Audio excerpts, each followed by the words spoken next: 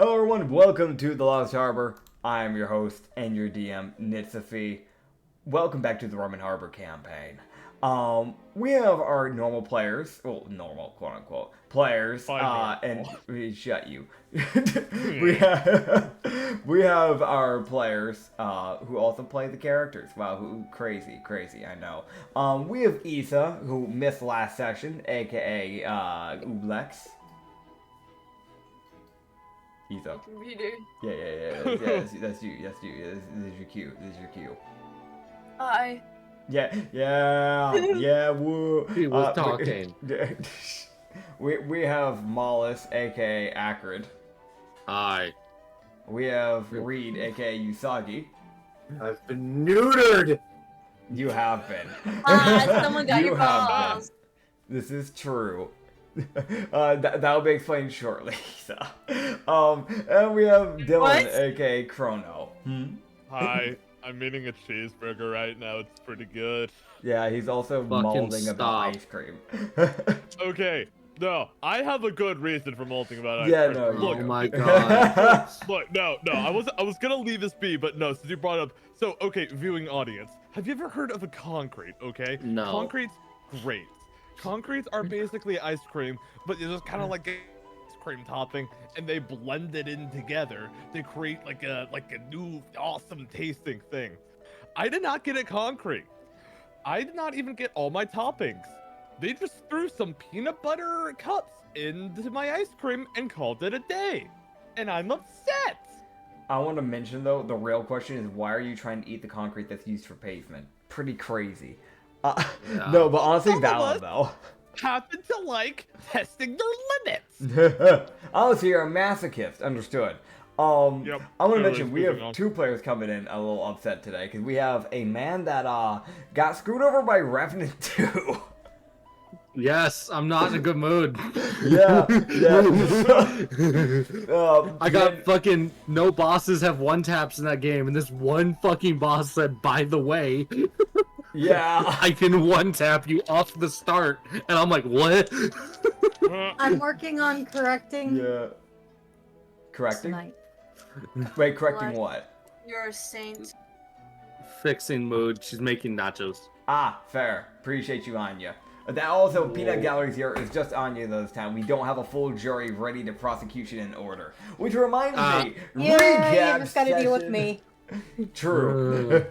Recap session, by the way. In the last episode, Usagi got brought to court by a paladin and was with the judge being Kikis, the goddess of thunder. And I brought in multiple people from different circles as jury members of that court case.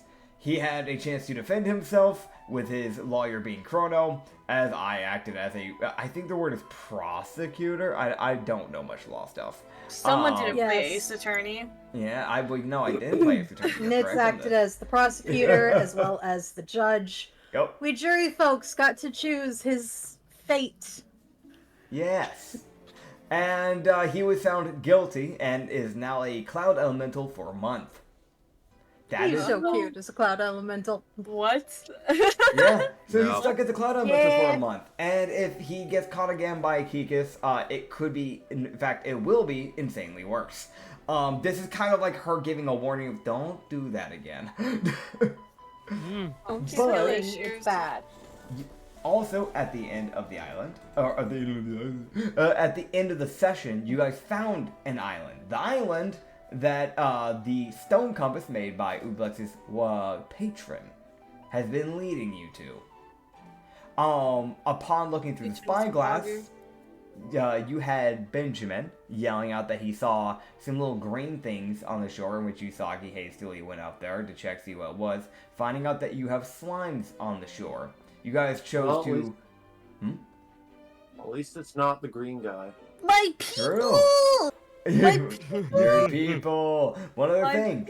You found, because you guys did not want to dock there, because you don't know if the slimes are hostile or not, because there's no guarantee that they're sentient like Ublex, you guys have chosen to take a, basically, God, what do you call it? Just a rowboat, essentially, which has three seats. So you've chosen to take Yori, Chrono, and Usagi on that, and Ublex would just be basically riding on Mollis over to there, essentially. Who am I riding? You're riding Mollis to the shore. Yeah. So yeah, you can figure that out. But yeah, Like deflated or something. fully deflated. If you want, well, I mean, if you deflate, that means you're going into puddle mode essentially. That And you that would kind means of you'll go into the off. water. You sure you want to be absorbing water right now? Drip, drip. Yeah, so I can be bigger than the other slimes, be like high chain on the pecking order or something like that. Okay, so And Mollis will let you swim. Be bigger. All right. I So need to be bigger. here's the thing. If I remember correctly, I sent you the sheet to your DMs. I'm pretty sure we may have pinned it. If we didn't, I recommend you go back and pin it at some point. But it should have at what levels how much you can absorb without getting any like extra like negatives that you naturally wouldn't have. I think right now at level 3 you have 4 feet extra water that you can hold without it causing you any problems. I think. You could double check on there. But how much water are you trying to collect? Not exactly 4 feet, just 2 feet. Just 2 feet. Okay, so you don't get any of the bonuses either because you have to hit a max of 4 to get any buffs to it. But that is fair. Yeah, don't worry that big. Yeah, so you're basically it's just more of like a flavor text thing of like, I'm gonna be bigger than these guys type of thing. That's fair. Yeah, so It's the most petty shit. Oh, man. Who you ask, size matters. Size does matter. I'm going to make sure that I bring you guys to the right map. I have multiple maps prepped out just in case if things happen. Oh no. Okay. Well, this is the bigger island. That's why I say this. So it really just counts where you guys go. That's why I say that. Just a genuine. Oh no. There's multiple combat options. So I will be showing it over where you guys are at. As you guys would begin to embark onto the beach, and these little guys are just kind of scattered. There's like 5 different slimes kind of just slinking their way across the beach. I'm going to roll for something here. I found it, Nits. What'd you find? Oh, the thing. Yes, yeah, I saw that you pinned it. I'm going to roll to see if these things are hostile or passive. Because, I will be honest, slimes normally are monsters, so normally not races. So I will roll. Ublex is special. Okay, so that one is...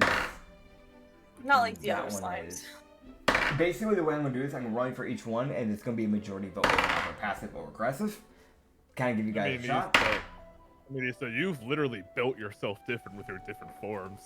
Alright. Yeah. So, right now, they're Creative neutral. mind. Like, they're slinking around. If you do anything stupid, you might, like, piss them off. But, like... Can I touch them? You want to touch them? I mean, yeah, you can touch them. So use your icon, move, drag yourself around, do whatever you They're need like to my do. brethren. Yeah. I mean, so like, are you going to try and I've touch never them, or are you seen other just touching slime. them? I've never seen other slime. I want to try to first contact. First contact. I gotcha. First contact. Okay. I'm just gonna stay I'm back. gonna and try to hope- speak to them and say hello. Hello, you're like me, but you're green. Not the Lord. I Okay. feel like if I'm gonna anyone could jiggle look about. I'm in block form right now. I'm just like talking about. I'm Alright. dad If over that. anyone could look at Chrono, his OCD is just on fire looking at these slimes. I'm gonna check something real quick. I need to see if they know languages. That is an actual thing. Probably not. Just so Okay. pog if they did. If they're Jiggle monsters, they might know aggressively at each telepathy. other. Jiggles politely. So it is okay. So I'm looking at this. Technically speaking, these slimes specifically, I'm using a very specific thing for this. So these little guys, they wouldn't really know proper languages. However, I would say that due to you being another slime, you could probably try and talk to them. You would need to use your telekinesis. You wouldn't be able to use your normal just languages speaking out loud. But yeah, what did you say to them again? Jiggle. I wave Jiggle at them speak. and jiggle politely. Alright, So so... politely.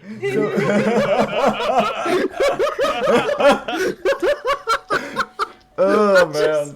I couldn't let that. I could not let that go unmentioned. Like, yes, jiggle politely. So- Jiggle Something only other disrespectfully. slimes would get. Non-hostile jiggle. There's a difference. A hostile jiggle and a friendly jiggle. So... Kind of like the logic with how bees communicate with each other by dancing. Yeah! Yeah.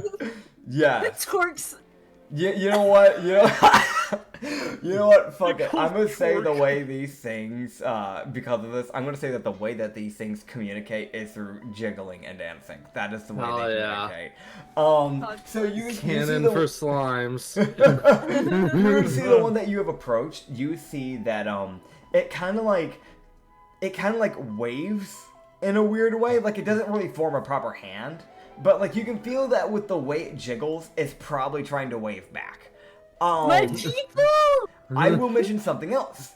The fun little fact about these slimes compared to Ublex, your body, like, whenever something enters you, unless you want to keep that thing, normally it doesn't float around in you. No, otherwise it just gets burnt to acidity, right? Like, the acid naturally burns through it. These guys have been, like, kind of, by what you can guess, it's probably just been like scooting across this beach, like across the shore.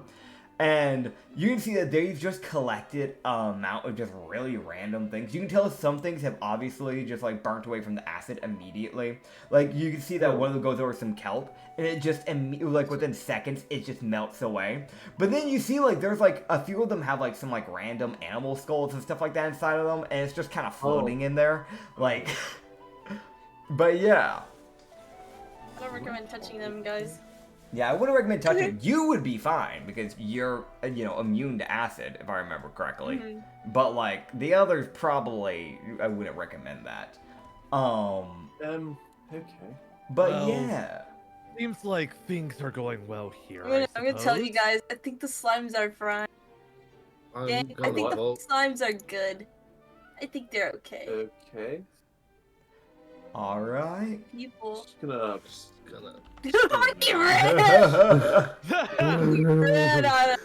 Wow. Yeah, okay, Yeah. that was unintentional, but actually, no, I like to think chronoternally is like gross. Hey, I actually, grab this Listen, turtle. I'm just keeping an eye out for I'm just keeping an eye out for. since I'm the immune to green guy acid, from earlier. Fair. Mm-hmm. Yes, and you're immune to If acid. he show. Oh. Listen. There's a green man. No, this is in character. Oh, There okay. there was a green man. There was a green man earlier who was after Ublex. If he shows up here, we're leaving. Do we know he's dead? what if he's I dead? mean, we saw him, develop onto the floor like a puddle, but If does he's that made mean of he's slime, dead? if he's made of slime, that's not going to stop him. Oh. He's made of slime. Ew. Well, Yeah. at least you'll have us covering your back, Usagi, if that ever happens again. Okay. Okay, since I'm immune to Yes, acid, can I hopefully. see if there's anything valuable in these slimes? Technically, yes, you could. Are you just digging into the body, or are you rolling a perception check? I'm gonna dig into their body with consent. Okay. So, first, do me a favor. Persuasion. So Christmas roll me a Day? persuasion. As you're going to ask this little slime, "Hey, can I dig in your body?" Yeah, just like touch them a little. I don't want to Okay. be rude. I love the idea that she's having this in-depth conversation with all these slimes. Meanwhile, the rest of us are sitting here going, "The fuck are they doing?" So I want to. You guys see my arm go inside and you're like, is Ublex having sex right now? So I want to mention something, right? So Only these God, I want to mention these slimes are slimes. like they're around like 2 feet, like 2 feet 2, a 2x2 essentially. I'm Whereas bigger than like them. so like naturally Ublex already had like a foot advantage on both width and like height. So that was already a thing, but Ublex, you gathered like 2 extra, so you're at like 5 foot like height and 5 foot wide, and you're not even in like a humanoid form right now. Much bigger. Yeah, so you're kind of you're pretty big. In fact, I'd even say that because, in a weird way, in a slime culture, I would imagine this is kind of like it's the alpha of the lead, it's the pack leader. You can roll me that persuasion with advantage. I will give you Hell that. yeah. Okay. Do. Oh shit. Okay. Okay, Yeah. 22. So 22 is pretty good. Now, what I want you to do, obviously you're just jiggling, but let me know what exactly is Ublex saying to them. How does one jiggle? I don't even know what I'm gonna say. In other words, just Can I dig inside of you? Can I take out some things out of you? It looks like it's heavy. You would see the slime sit there for a bit, kind of thinking, and you see it jiggle back as it just kind of replies, "Yeah, it's a burden carrying all of this." The other slimes gather around so I can just take shit out. I will roll to see if the others will gather around. Some may be like, "I don't know, man." You might have to roll persuasion for some of the others separately, but let me see. Don't touching me. Go inside. Okay. So I'm going to pull up the map again for OBS here. You would see that this little guy right here on the bottom bit here, you would see him kind of just go, I don't know. In fact, he starts sliming more towards the wall area of there's a little cliff built into the beach that kind of hops I down. just look at him and Yeah. say I'm gonna touch you. Oh my god. Okay. Oh my god. Intimidation. No, I'm kidding. I'm not. Okay. late, you Okay. Yeah. That word. Intimidation. Yeah, intimidation, yeah. Please don't make me go aggressive. Oh man. Let me know what you get for Would that I have intimidation. advantage on intimidation or no? Because you're big, I'll say yes. For literally any other race, it would be Why is it nah. low rolls? Oh goodness, you got a 5 and an 8. Okay. Created a math equation essentially with those rolls. So you feel Ublex as if this thing has been offended. Oh my god, assault? How fucking dare you? Sorry. You would see the other one. This next one that is kind of behind, that was kind of closer to the one that you were already persuading, kind of it lines up essentially. You would see the third one line up behind that one. Oh my And then you god. would see the last one of the group. There was a total of 5 slimes here. You had already convinced one. 2 of them came over. One scooted over to the side and kind of got near Yori and the others. And then the other one, the other one kind of you see it look around, am I good to go? Am I good to go? And you see it slowly start trying to slime away. And it's going for the other side of the shore. So you guys have no idea what's going on though. Round and So find funny. out. Okay. But I roll for taking stuff out of them. So what you'll do is you'll roll me a sleight of hand. And Oh, you're- +4. Yeah, your sleight of hand each time for each separate slime, and we'll figure out what you get.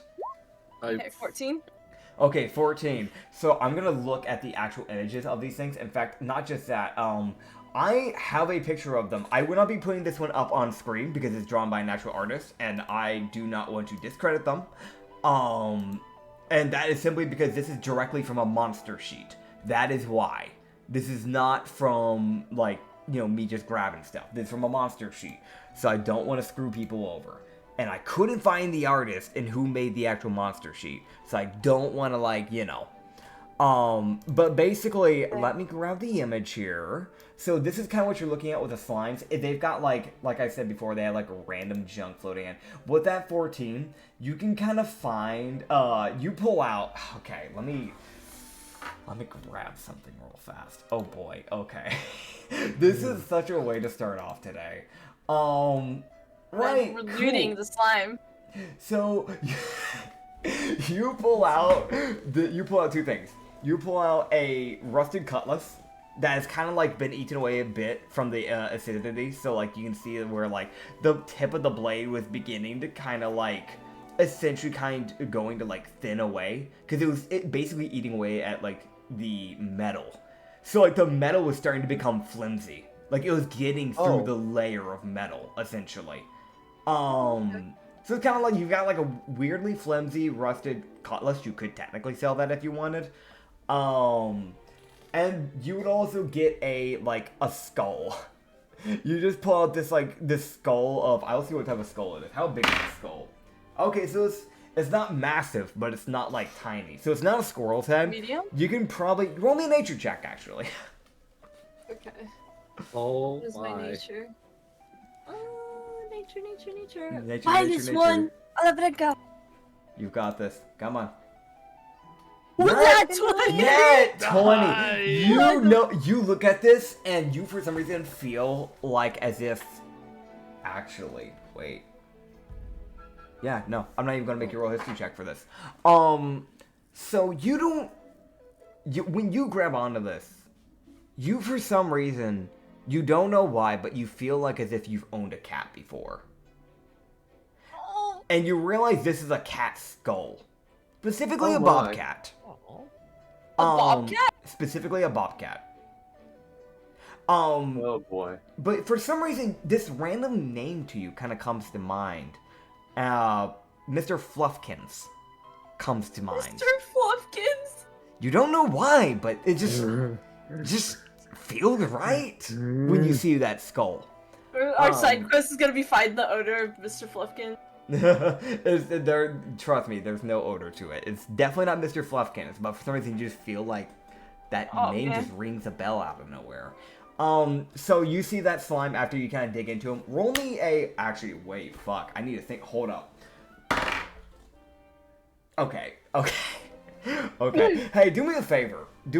Right? Roll me boy. a unarmed strike. Oh. Just, Oh. just roll me, just an unarmed strike, Or a con save, up to you. Your pick. Oh, con. No, okay, just an unarmed strike. What? I'm giving you two ways around this. Either you're trying to avoid hitting this thing's AC, or you're trying to avoid sucking up, its slime. You could absorb this thing, technically. I'm doing this unprotected?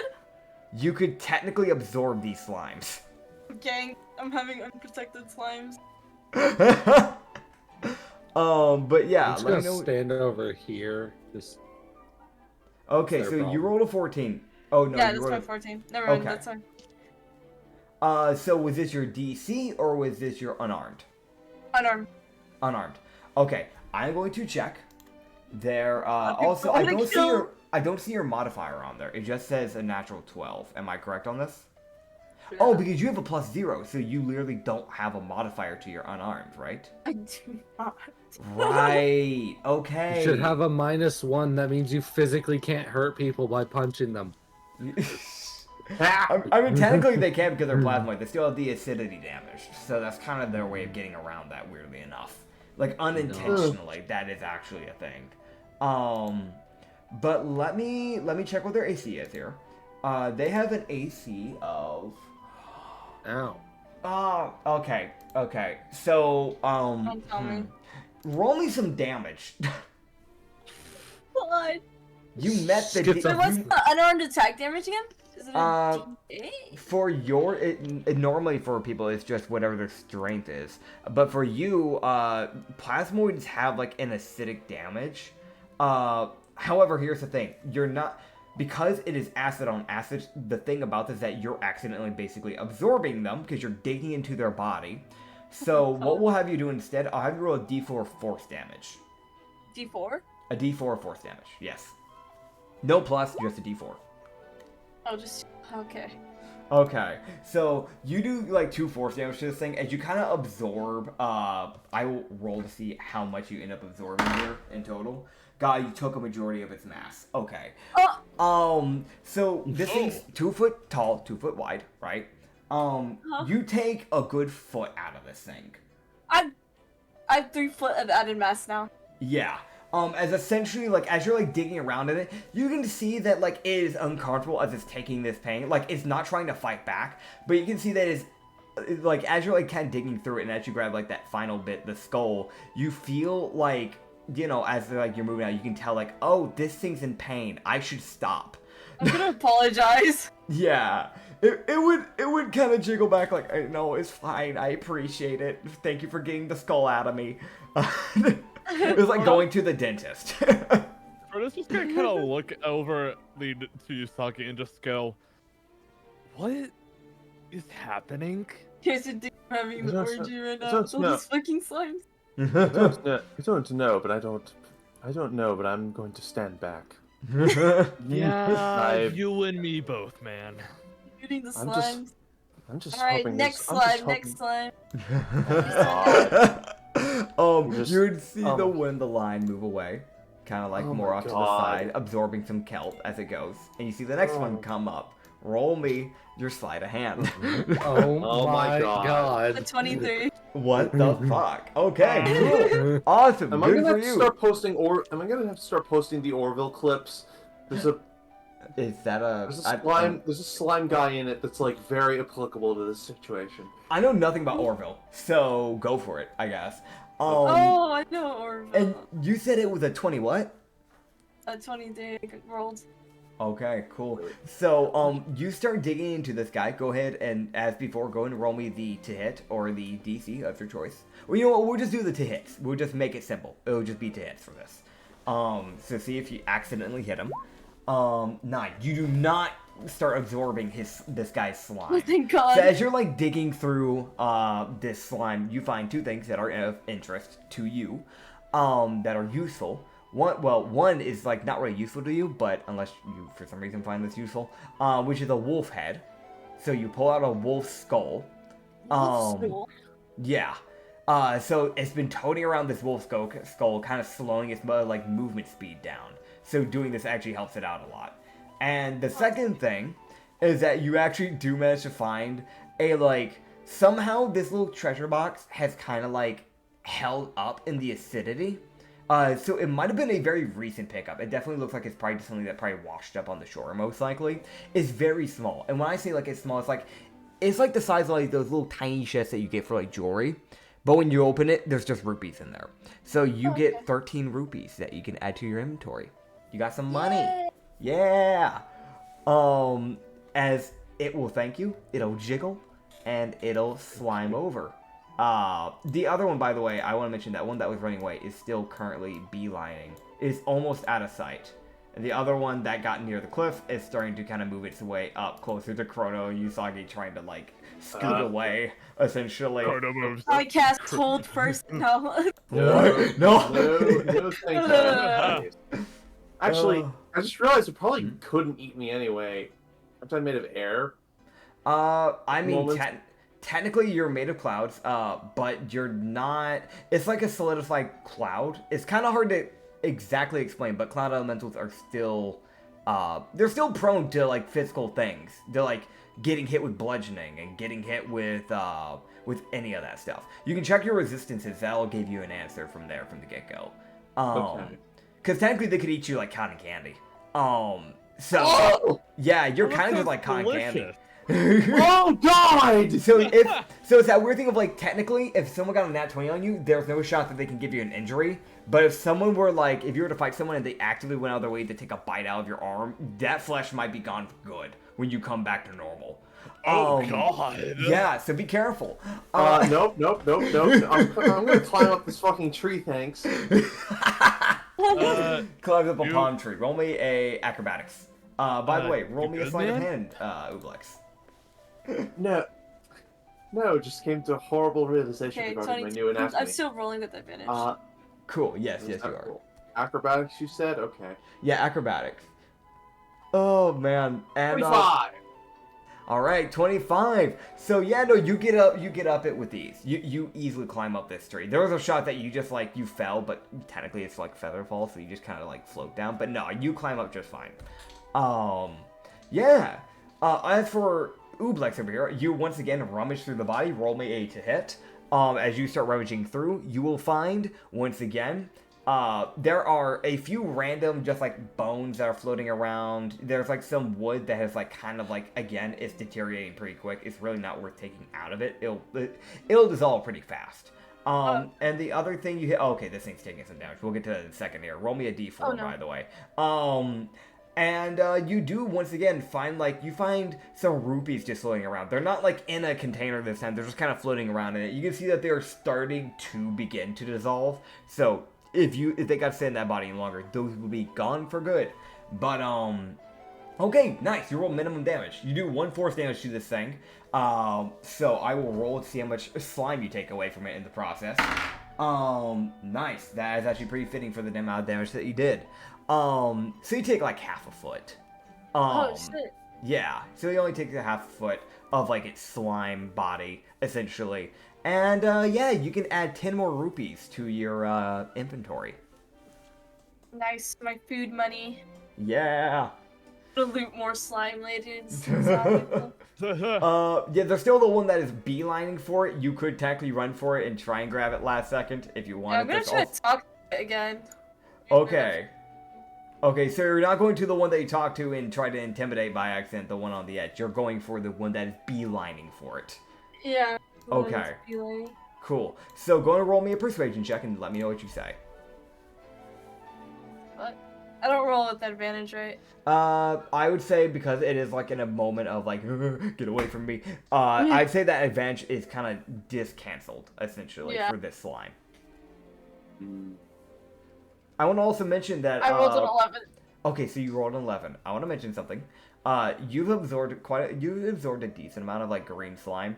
You can tell where that green slime is because like a bit of the outer layer of your like natural slime body has like gone kind of green. So like the lower body of Ublex is like his normal like blue, but like the upper body, like around like the top bit of the head and kind of slightly starting to get down near the middle bit of the body is getting like this like foresty like sherbet green. So you got some color distortion going on here. But yeah, with that 11, you're like, what do you try to say? I was like, hey, I'm not gonna hurt you. You see it like, okay, how well does this thing form a head? It doesn't form a head well at all. You see it like try to form a head, and you see like the head kind of like slush down as it like tries to make it look like, oh, I'm looking at you, and just it does that little look and like no, and just keeps going. No. I'll go to the where did the other one go? Oh shit, he's getting closer to you guys. Yeah, the other one's about to make its way into the forest as it's like I'm gonna try to talk to the other one then too. Okay, so you're gonna need a dash for that so you can get over to it in time. But go and roll me a persuasion check. You're not in combat, so it's not like that really hurts too much. Ah! Oh boy. It's a 5. 5. So what do you try? So like, yeah, actually, you know what? It doesn't even matter what you try to say. It doesn't even look back at you. It's like, I need to get out of here. Sorry, gang. I scared them away. Yeah. So these two guys are just gone. Probably for the best. They're not gonna hurt you. I really don't know what I just saw, but no one's dying, so good job, I think, Ublex? I'm gonna show my rupees. Oh, How much did you get? I touched them. No, I mean, how much rupees did you get? 10, 15, 25. Well, I suppose that's something. Okay. Yeah. Yuri slowly back. And look at what I got!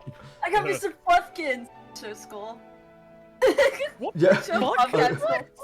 that's You the would- character. You would see Yori kind of just like look over at you with the most like, why did you name a skull of a dead animal? I think I'm gonna steal just it. Pure confusion. Okay, I think we're good Onwards. Yeah. Okay. So, Yeah. Ublex, what Mal do is you it's need- literally just he hears that he's like, nope, I'm done, and he just starts walking. I don't care. I don't want to know. I Question. waved back to Jiggle. Yeah. Jiggle Okay. waved back. You wave back to Jiggle. These little guys jiggle back, and they let you know that they'll watch over your boat for you. They will not touch it. Ah! Oh Hey. my god. I love the Oh, idea. no. We get back, they're fighting something. Yeah.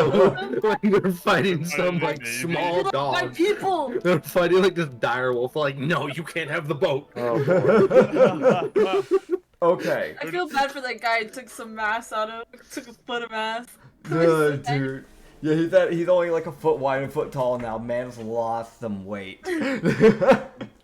But Anyways, so Ublex, Do you know what we're looking for at this island exactly? For me, I'm looking for these holes in the ground. Not holes, magic little circles. Oh, So- I need to get honey descriptive. first, though. That's Yeah, there's a little vague, but fair enough. There's two things that you know to give you more Oh no, context. I feel it in my balls. I feel it in my slime. Give you a little bit more context, Issa, in case you may have forgotten. So yes, you will want to look out for the circle so you can go over your patron when the time comes. But also too, the reason why she wanted you to go here was one to help you guys get back on track with the compass. But in the process, it also benefits her because she wants you to try and look for a book. There's a specific book that she wants. Yeah. Again, it's one of those things where she'll probably just build a compass into your head like she's done before in the past. So yeah. Oh boy. When you start getting near it, you'll know. God. But yeah, I want to mention something else. When you guys start heading into the forest area, the area that you guys were like currently going through is actually kind of a better spot to leave from the shore. Because there's kind of already what you can see is a path that someone had made at some point in time. It could have just been like the town, or maybe there's just some random guy that was like, you know what, fuck it, I like the beach, and then just never went out of his way to get rid of the monsters on it. But whatever the case, Oh boy. there is a dirt path, and you guys can start traveling on that. I'll go and mention this. You guys would start traveling. It'll be a good bit before you start getting to the proper civilization, so if you wish to have any talking done, you may. I want to mention something else, which is the fact that it was mentioned in the last session, because I forgot to mention it at the beginning. That is my apologies as a DM. That Ublex, the reasoning for why you were missing that session was that Ublex was for 3 days, a shark coma from how good the food was. That was the assumption, at least, from everybody.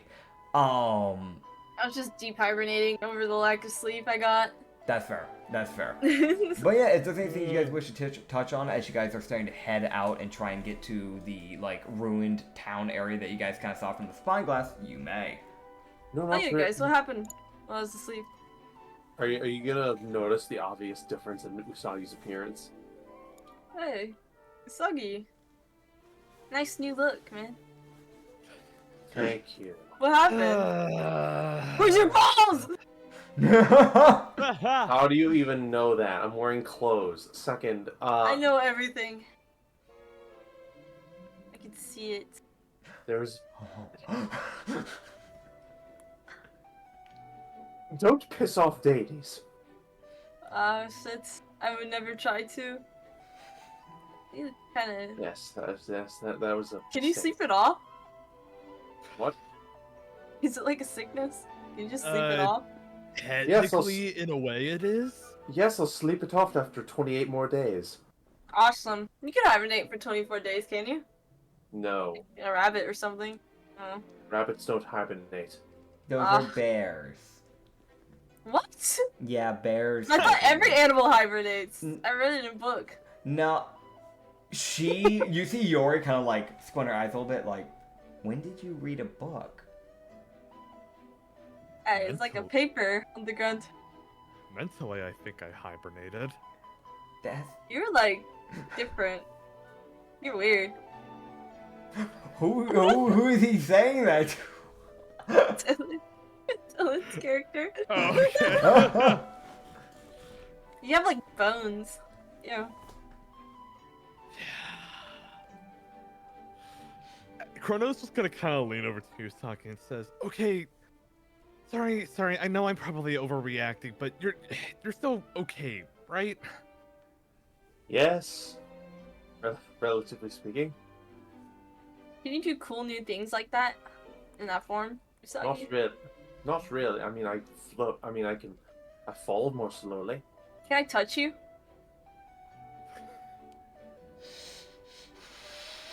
No. Oh man. I thought you'd feel different. Or touch Malice's I'm more. You're fucking doing what? What are you doing? Alright. Wait. I'm going to. You mentioned my name. You mentioned my character's name. I'm going to. Pokes Malice. You could poke without doing acidic. This is fair. Oh, yay! Because you do have an outer layer, a very thin outer layer, but you do have an outer layer where you can avoid possibly like burning someone to death. Like a cool amoeba. That's the only way that you're able to make contact with, like, let's say, I don't know, his robe or the trash cans without burning everything and dissolving it. So there are ways you can make contact with people. You just want to make sure you don't make too much contact to where it gets past the outer layer. Fair. Oh So, my. like, technically, you could touch Usagi, just don't hug him. Damn it. Oh no. You could poke him. That is about as far as that goes without injuring him. You get one poke. We'll send you over the fucking trees in multiple pieces. Wait, you get one poke.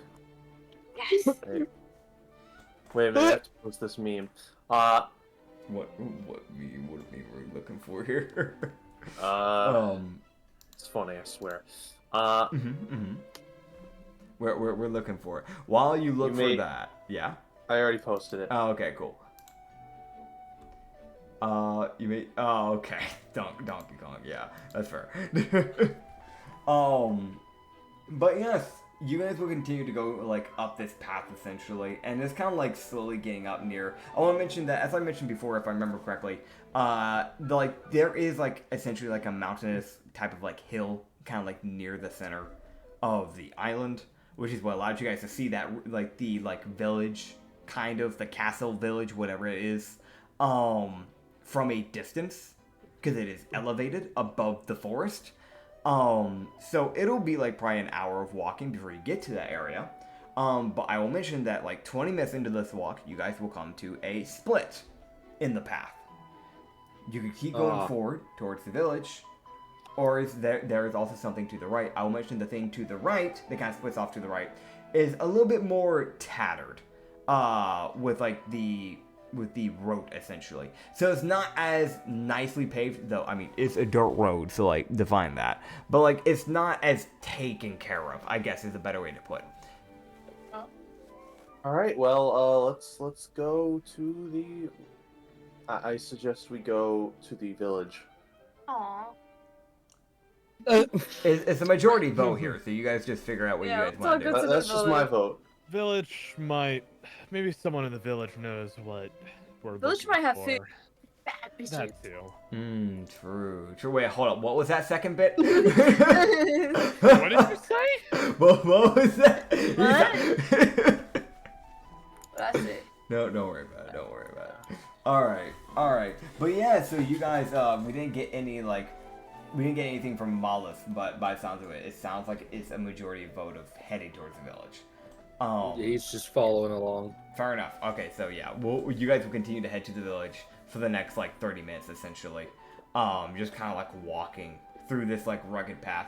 You can tell that like the further you get up this path, which I'll mention straight away, like getting into this path, there was already kind of, as soon as you went like past that right turn, it started getting a little bit more rough, like as if they haven't been taking care of it that much. Like some of the plants have started kind of growing into the areas that they should have been keeping clean. So at some point you had to start like pushing plants out of the way, or going around plants like bushes or trees or things like that basically started growing in the path. So it's obviously they haven't kind of taken care of it that much.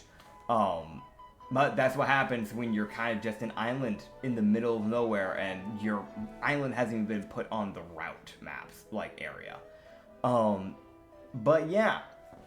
As you guys would begin to approach the kingdom, I'm going to send you guys to the next map. And I am also going to change the music here.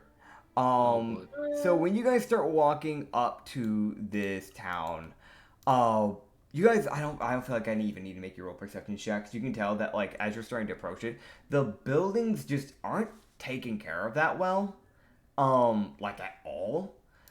This is a way more medieval town, from what you can tell. It's not like anything too crazy. It's just, that's not the right music. That's not the right music. What's that music? That's not the right music. Nope. That's not the right one. Don't worry about that. Don't worry about that. It's a simple. It's fine. It's fine. Got it. Boss theme. Here we Oh, go. man. No, so you We're guys. gonna find the King Slime from Dragon Quest. No, that was Binding of Isaac music, if I remember correctly. My bad, Chiefs. My bad. I forgot. Wrong music there. Let me double check, make sure I sent you to the right map here. That is not the right map. Is it this map? Yeah, this is what I mean. Like, it shows the same image for every map for some reason on Roll20. I don't know why. So I have to like double check and actually go to it and click on it. So as you guys start approaching it, you would see that there are these like torn down, it's like basically stone built houses. So you're talking like the medieval like type of structuring where they have like the logs built into the corner pieces of the buildings as like structuring, and then the main bit of the wall is built with like stone and just that sort of like, you know, architecture essentially. Walking up to it, you can see that there is immediately some stairs that you go up to first before you can start getting into the actual town. And it is these, like, as you're going up these stairs, you can notice that the stairs are cracked and they haven't really been taken care of that well. Some bits are chiseled. You can see that this place is also kind of overgrown to a degree. There are these trees. You can see where there's obvious areas where it was meant for a garden, where these trees flourished and bloomed, and where these flower beds essentially overgrew and have started making themselves out of the flower beds and started making them onto this like stone path, basically embedding themselves into this like essentially once you go up the stairs, there's stone paths throughout the entire village. These plants have started to grow through the cracks in between the stone essentially. Okay. You would also notice as you're walking up, there are stones that have started, there are plants that have started growing into the houses, like trees and kind of sticking out some of the roofs. And again, it's really just not that taken care of. I have now put us into the next map. And as you can see here, I'm going to close that. Are those wolves? Maybe, perchance. Like Was it to people. you, huh? Was it to you, huh? Nothing. But don't worry, I'm getting done in a second. You guys would start heading up the second layer of stairs. And you can easily look around. In the middle of this town center is this giant pillar that had fallen over. It may have been a tribute to something. That's most likely the possibility. It's in the dead center middle of this town. You see no life here. Besides 3 dire wolves that are kind of like basically walking around in like a pack, essentially. Just kind of throughout this town. There are and again, I want to mention there are multiple like buildings that kind of like encircle and like basically circle around this middle area, and they're all beaten up. Like things have just grown over it. Well, this is rather curious. Well, if nobody's here, that means there's nobody to care about.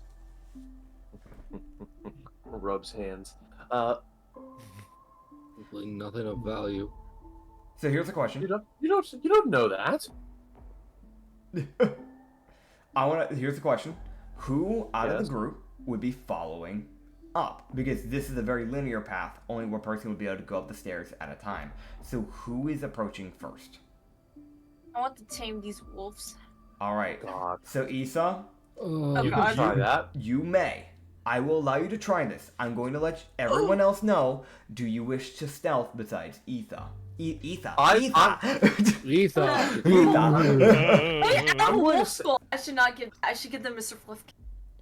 I'm going to stealth Um, because they could eat me, and I really don't want them to do that. that is fair. So you may roll your stealth check. If anyone else Actually, I rolls just stealth realized I'm not made of meat anymore. They might not care. Yeah. Oh yeah. it's a possibility. Wait, but I made Oh. of meat. If they're can I roll hungry. stealth? There's an Really? active fish and a I'm human hungry. here. I'm dead. Hi, hungry. I'm dead. There's also a kitsune. So That's an at 20! you got an at 20 on your stealth. She's really good at hiding. Yep. All right. So you may proceed to begin stealthing. Okay. As for everyone else, what do you wish to do? 1d20. Oh, don't move your plus icon too much yet. Oh shit. Appreciate it. I'm a hmm? yeah. Stealth? 19. Okay. 19. Okay, cool. Mollis? I guess I'm not good at stealth. That's fine. So with your 15, you try to stealth. I want to mention, I will always, no matter what, this is a fun little mechanic that I want to make very clear to the players. No matter what you ask, when you stealth, I will always say that you have stealthed. I will never tell you whether you are successful or not, so keep that in mind. Because there is no way you would know. Yeah, Okay. Now, that being said, good. before anyone tries to beeline away from the stair area, Yuko will also try to stealth, and Ublex, since you are initiating essentially a taming with the wolves, you may, since you're the only one that is going, since you're going in by yourselves, it is going to be with disadvantage, because it is a pack of wolves, and you're doing this standing by yourself essentially in plain sight. Oh fuck. They will begin to kind of like circle Nope. around near the middle area. Also, You you. can you can do this by yourself. I'm not helping with this. Expect to watch you get murked. Incredibly likely. Have Don't fun think with my that. time powers are gonna help you out on this one. I'm not gonna lie. Gonna fucking die. Now, here's the other thing. Before we go, while you're rolling that, I'm going to ask everyone who has chosen to stealth, how are you stealthing? And I want to get a one by one, so we're going to go through Sagi first, because keep in mind, you can't stealth in plain sight. So how are you stealthing? You can see the map, you can see where there's obstacles. Are you using your cloak, or are you hiding behind things? What are you doing with that? I'm just like, can I like hang on the opposite side of this wall and just like Sure. jump off the other, like once I'm out of sight, just like over here, just like hop over the other side. Okay, so I'm going to go and mention real quick this little bit of the wall for those who don't, people who can't see this. Essentially, there is a wall to the left and the right of the as you're going up the stairs to keep people from falling. The next thing that he wanted to go to was the building on the right. I will mention this. It is a one-story building from what you can see. There's no opening to the second story of it. There probably is a second story, but you probably wouldn't be able to jump into that second story. There is also a wall there. So essentially, I'll use Yori's icon to show you, but essentially you need to go around to get in. Oh. If you wish to, you can go around to get in, but you need to go around. You wouldn't just be able to jump directly through. But if you wish to, if you want to go in there, you can. We'll use your base movement speed. So what is your movement speed? Is it 30 or 35? My movement speed is 35. Okay, so just make sure you can go as far as your base movement to get into that building. 4, 5, 6. Yep, that works. Yeah, cool. So yeah, you just kind of like slink on by. And I will Hopefully go they ahead haven't and do Hopefully they haven't noticed me. this. Fun fact. What? When you walk in, you see that there is a direwolf in there. Oh Scrounging. fucking hell! Now, next, Crap! Moss. Crap! You are the next one that was right behind you, Sanki. Where are you slinking off to? I'm also going to go and move you, Yori off to where she slinked off to. She's hiding behind one of the trees that is near the staircase. Where are you slinking off to? There's a building to your right, a building to your left, and there's some like shrubbery where you can see on the map. So there's a small jump here. Could Mollis make this jump? I guess I'd say give you an athletics check because you're not just doing a horizontal jump, you're doing a vertical jump because you're not fully up the staircase. Shit. Yeah, you're halfway up the staircase, and that wall area that you're trying to jump to the left side of the building, it would take a bit of vertical jump in the process. It is possible. You just gotta roll me a good athletics. 16. I would say, go ahead and re-roll me your stealth when you do this. Fair enough. Because as you jump forward towards this thing, you realize that you didn't jump quite high enough, and you kind of just slam into the wall essentially. As you like basically grab onto the edge of this wall with your hands. Fair enough. Yeah. So go and give me that stealth check real quick.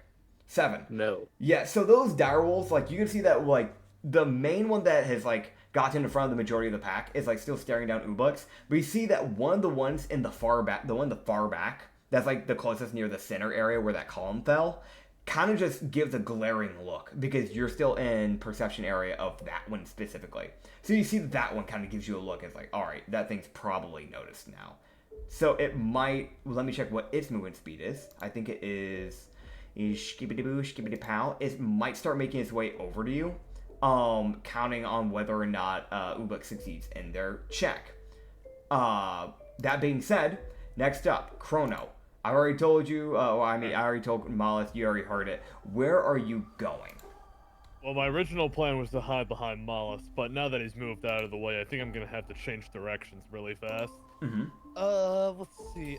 Actually, I think Chrono would probably follow after Usagi into that building. Okay, cool. So yeah, you just slink on over. Just make sure you didn't go above your movement speed. But yeah, you head over to that building on the right side.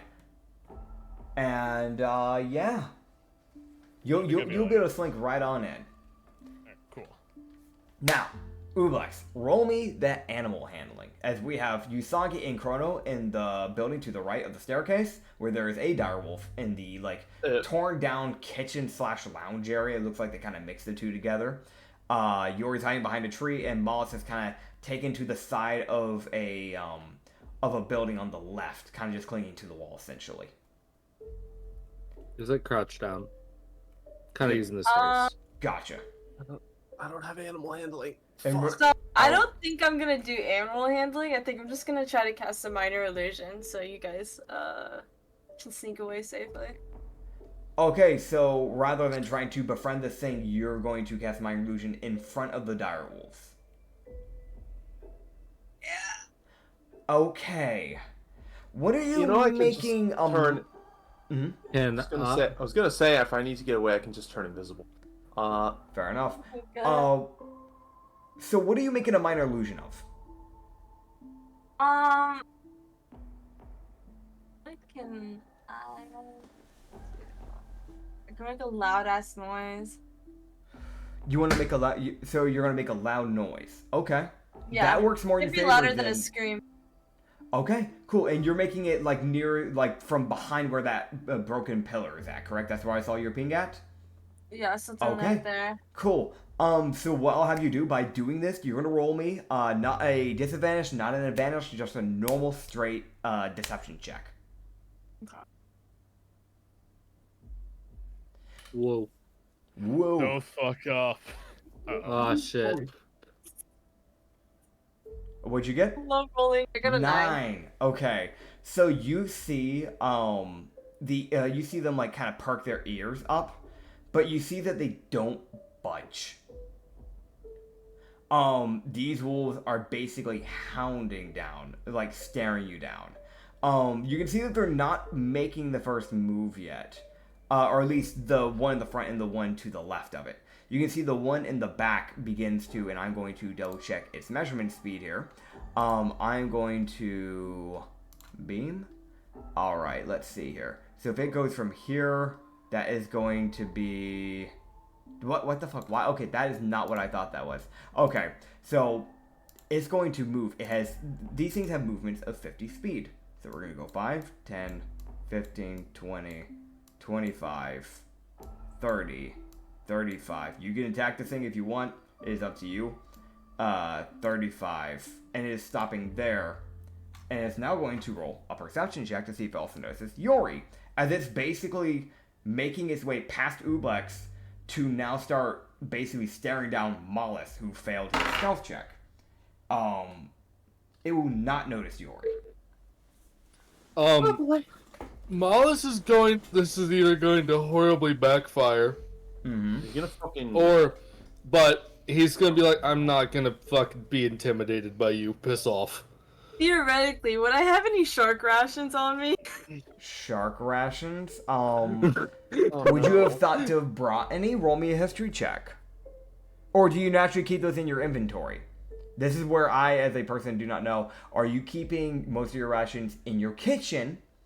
I kept most of it and some on me just in case we fucking, like, I'm starved out here. No Okay. food. That is fair. I brought like 5 rations though. So, I would say yes, you would have the rations on you then, if that is the case. If you wish to, you may retry your animal handling. I would say this is your last shot at it. As for Mollis, or what are you trying to do to the wolf? Are you just... Mollis would have actually, because he was crouching down before, Mollis would have actually stood up properly, and I should just kind of, like, he's having his different eyes, like, kind of focus on each of the wolves as sort of a, like, I'm fucking keeping track of you fuckers. So what I'll have you do is, because you are technically, in a weird way, you are technically to a beast, basically increasing your size. So I will have you roll me a intimidation check on this wolf. Yay, I'm good at that. Yeah. I will also start doing this real quick. You will see also, what is everybody's passive perception again? Anybody that's outside, actually. The people inside wouldn't matter. So 15, and what was your 11. 11. Okay. That, I don't think is enough to notice this. Let me double check here. No, that's not enough. Okay. That's fine. That is completely fine. I'm going to double check something. Okay, it does show that. Interesting. Cool. Right. Awesome. You rolled your intimidation? I rolled it, and I got a 21. All right, cool. I'm also going to start showing this as something that anybody outside will notice. There are a few more wolves that are starting to come out from this area. Yes. Yes. As there is one kind of coming out from another building to the far left, another one to the far right, and there would be one kind of coming out of this like broken down, very small building from the left side middle area. Fun. They may have made this their den. We may have fucked up. Maybe we should consider getting out of this village. Now here's the next thing. Little late for that. A little late for that. That is true. Because 2 of you have actually decided to go into a building and you wouldn't even know about this. Next thing. Mollis, with that intimidation, you would see that it would kind of like... It doesn't back up, but if you get into a fight with these things, you would have advantage on your first hit with this thing. As it is essentially kind of like... It's being way more cautious now. Essentially what you've done to this thing. It's next like, oh, wait. Yeah. The next thing is, Issa, have you given me that animal handling yet? No. Okay, was that the 9? Or no, it's the 16 that you just rolled. Okay, cool. With that 16, I would say that you would be able to put down the piece of food and back away from it. And you would see the direwolf very slowly make its way to the food, essentially just in a more cautious sense. So I'm going to back your icon up by 1, because it would not be smart to stay by it. And you will see this thing basically grab the ration and slowly begin to drag it away. I will roll something for the direwolf for you. It is a piece of meat within like a pack, essentially. So the question is whether or not they will leave you alone. Because you've at least gotten this one wolf to be like, alright, yeah, fine, whatever. The question is, will this work for a whole pack? Because that is different. They're not a hive mind like Inglerians or certain Thrycreen. They're not like that. So, I'll roll for that. Okay. So those two. It's basically going to be a majority vote from the wolves, essentially, on whether or not they stand down or not. Okay. So essentially you will be able to go around this area as long as you don't mess with the wolves' food, essentially, or you don't mess with any of their like areas where they're obviously staying or sleeping. So they will be neutral towards you, but one small fuck up and they can become hostile very quickly. Oh shit. Cool. I'm gonna try to drop another rationos thing. I'm gonna turn fine. invisible. Okay, wait, that only lasts a minute. Shit, I should save that for when I actually need to bolt. But you may now do whatever you wish within this, area, essentially. I'm gonna slowly back away. Is this slowly back away? Okay. This one. So just to be clear, so it's fine for us to move around here now, thanks to Issa? It is fine for you to walk around. Just make sure that you don't fuck with their food and you don't mess with, like, basically the areas where they're sleeping. So if you walk into a house and there's, like, a pack of them sleeping, that's probably the area you don't go to. Yeah. Alright, so I think Chrono would probably kind of see it all happen through the gap in the house. So he'd just kind of come out to Ublex and just kind of go, well, did you, negotiate peacefully with them? It seems like as long as we just don't bother them too much, they'll just let us chill here. Wow. Just don't go where they sleep. I think we should be fine. Good work, Ublex. You just Or probably eat their saved food. us from a major headache. Yeah, I was kind of scared, bro.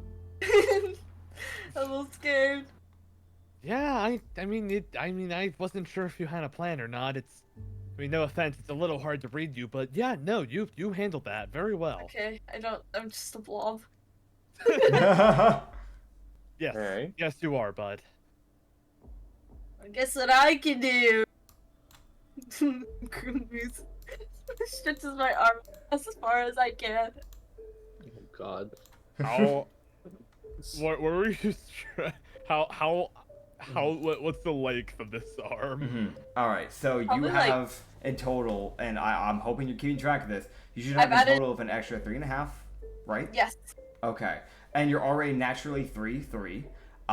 So technically you have 6.5 feet mass on you. You still need to keep a foot of mass on you no matter what. So you could stretch technically 5.5 feet of mass. So you could make a 5.5 foot tall just hand if you really wanted. Yeah. Just slap the shit out of somebody. Keep in mind that if you put too much into one little area and you're trying to hold it up, it would probably be a strength check to try and hold it up like that, for now at least, until you learn to master it a bit better. Because there is the fact of, like, if you cause an imbalance in your muscles, naturally, it can cause problems for you. So imagine trying to hold up 5.5 feet of essentially your water-like body, while the other, 1 foot of you stays in your actual core area. It would cause a lot of balance problems, and it would be very hard. So... Ouch. The way your body moves, it's like gum. There's an attack somewhere with that name. I'm just not sure what that could look like. Oh, Gum God. gum gum gum. Gamono. I monkey de Luffy. Oh, God, okay, here we go. There we go. I'm gonna roll investigation. Alright. You do that. I'm checking out this pillar, see if there's anything I can figure out about it. Alright, cool. Hey, You on can do that note, could I make a history roll to see if I could maybe pick up some kind of information around this area? Or maybe even the castle up ahead? So, where exactly are you checking? Are you checking buildings? Or are you checking the column like Mollis? Or... Since Mollis is already checking the column, I'll just check the buildings. Okay. I got an 18. A dirty 18. Cool.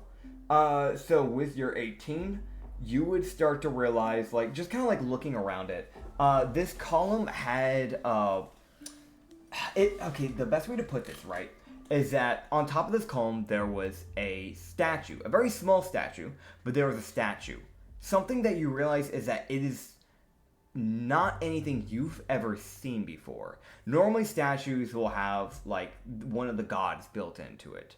And if this is a god, you've never seen this god statue anywhere. Granted, you're from the water and normally the only statue you ever see is the god of the ocean, but maybe there's a god that you didn't know about that was of this shape, but you see this rabbit essentially with these two wings and this horn that kind of comes and protrudes from its head. And it seems to be holding a sword up to the sky. A rabbit, you say?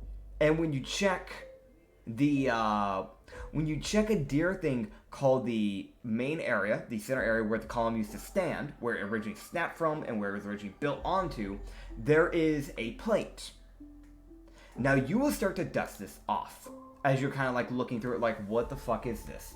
Because normally when someone makes something like this in a kingdom or a town, normally there's something that is either a memorial to or a tribute to, and normally there's a plate that'll kind of mention what it goes to.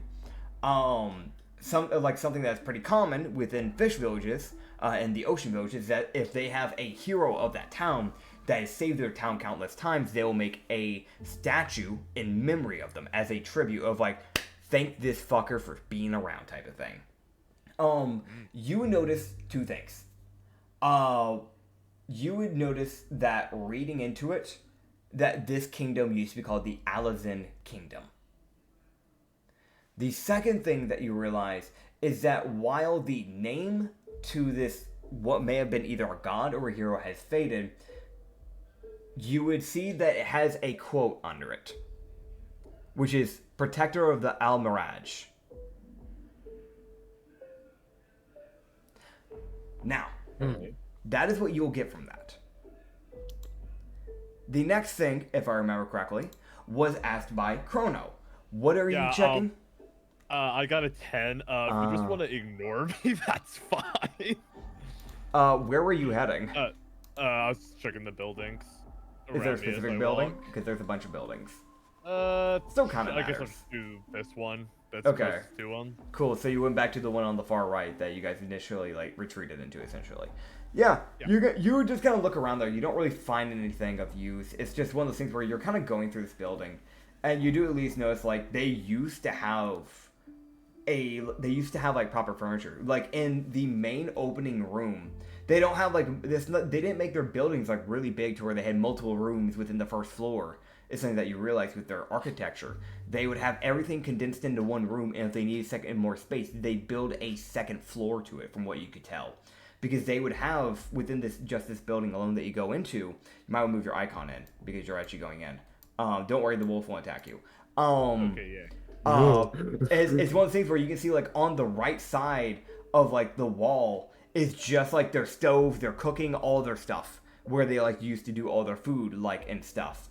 And, like, on, like, the back end of the wall, where when you first walk in, there's the back end of the wall, obviously, they probably had a storage area where there's these, like, basically broken down, like, barrels that they used to have, probably what they used for food. And you can see that they have, like, some areas where they used to have these benches that used to, like, connect onto these walls, these, like, wooden benches, but they've been shattered. And so, like, one of them was shattered, the other one looks like moss and just kind of just grew up over it, and stuff started to decay over it, and it's just, I wouldn't sit on it now. There could be poison ivy for all you know. Oh lord. And then going into the second floor, granted, I know, big spoiler, there was no roof plan. I'm sorry. God damn it! That's a joke from Reed's campaign. There is no roof plan, there's no second floor plan. But the thing about this is that when you head up that, when you head up to the second floor, it's just a bedroom. And you can see that there's multiple beds in this room. There's like 4 different beds. But they're not massive. They're not massive beds. They're like pretty small beds. Like they only take up like 2 squares, essentially. Hell, one of them only takes up a square. Shut the fuck up. But like, you get the idea. They're like way smaller beds than what they would naturally be. Yeah. All right, so Chrono's gonna. I think I found my I think I found the village of my people. Possibly. Walk back out, and he's just gonna walk back the mouse and says, Huh. "Call me crazy for this theory, but I'm not sure if this is the Navy's handiwork this time around. They're usually a lot more annihilate. No, that doesn't sound like a word, but I think my point still stands. I'm gonna go look over here.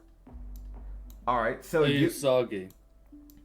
Wallace would have called out to Usagi and sort of, hey, Yes. does you recognize this at all? No, unfortunately. I would say I'd recommend I've that never you lived roll here. a history check. Fine. That's just a Never- recommendation whenever you get Fine, asked sure, something like okay. that. Yeah. Sure. Okay. Here we go. Because it's still, like, there's still a shot that's tied to your That's lineage. 6. Yeah, no, you don't recognize this. I will say this, a little heads up for players. I thought this was kind of an obvious thing for players. But if you ever get asked something like that, feel free to look to me and like ask, and I might have you roll a history check. You might just naturally know it. Because there are sometimes things like this that will pop up that there's just a shot that you know it, and I just didn't think to tell you at the time. So I mean, I get the feeling that rabbits lived here, and I'm looking around for anything else. Yeah. Fair enough. Yeah, so essentially you go past the first building to the right that was near the stairwell, and you go to the next one that's like basically built right beside it. So go and roll me. Open just to make sure that there's no. Actually, can I listen at the door to see if there's any wolves inside? Advantage perception check because you have big ears. Actually, no, just roll perception check because you're a cloud elemental right now. I still have the big ears. Yeah, but you don't get the natural benefits of being a Harengon.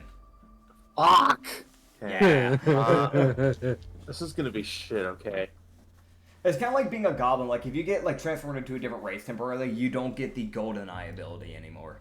That's an 11. Prize internally. It's an 11. Yeah. So with an 11, something that you pick up is absolutely nothing.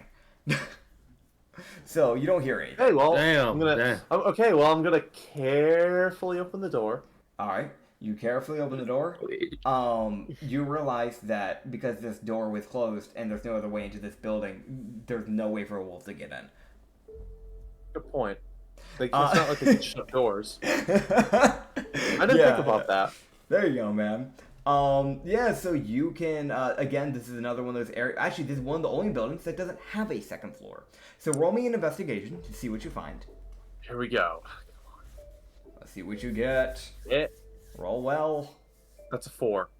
Okay, with the 4, dude, what is going on here? Okay. I alternate dice engines every time I get a shit roll. No, it's fair. That's valid. Honestly valid. I mean, I should have honestly done that last night with yesterday's campaign. So, here's the thing, right? You kind of, look into here, and you're kind of more just distracted by the fact of how fucked... Actually, you know what? No, actually, you get help action. It just hit me. Because Yori would be following with you. So actually, you can re-roll that one more time, and you'll take the higher number. Really? It literally just hit me. Yeah, no. Because Yori wouldn't...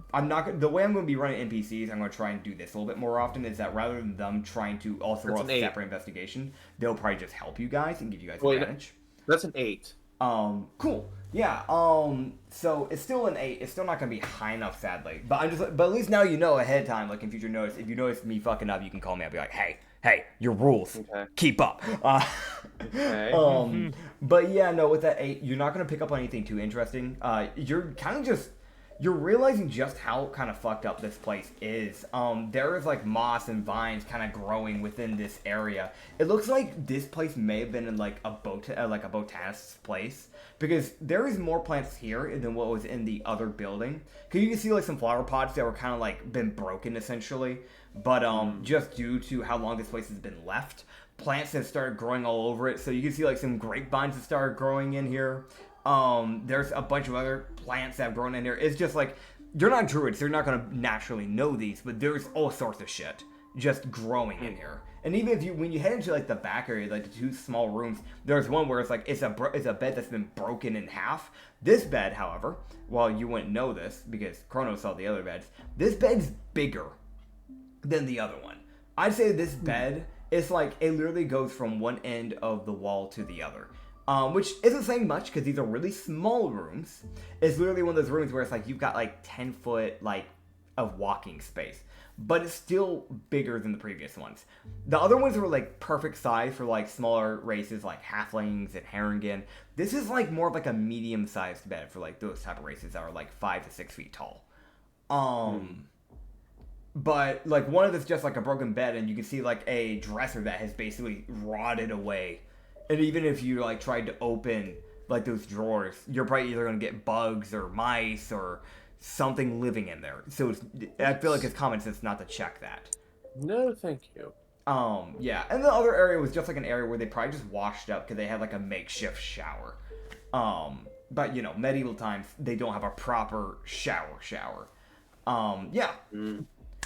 So, Ublex, you have not gotten to do anything yet. What did you wish to do? I I want to give these like fucking. I want to give these dogs the skull of. Oh no. You getting which animal? Because you got a bobcat, and then you got the dire wolf head. The bobcat. Okay, the bobcat. Okay, cool. Oh boy, here we go. So you can put down. Play with these dogs. That's fair. So you also just got some random like small random bones. Are you trying to throw it, or are you just like putting it down? Because you said play. Oh, play. Oh, I still have random bones. Yeah, you have like little There's random small ass bones. Oh, sweet. I want to toss them like, but not like in like a heavy toss, not an aggressive toss, but like 5 feet away from me. Okay, yeah. Like, actually, right here. Since you're not throwing that far, I won't even make you like roll a like an athletics check or anything like that. You essentially can toss this bone to either the left or the right, doesn't matter. The wolf will kind of like stare at it for a bit, and you see one of the other wolves from like the side area kind of like trot on over, and it would eventually like grab it and like basically take the bone back to like where it was like staying at, like the other building. But you can see that the wolves do appreciate it. Like, if anything, you're kind of keeping the peace by doing stuff like this. So yeah. Can I try to turn into a wolf?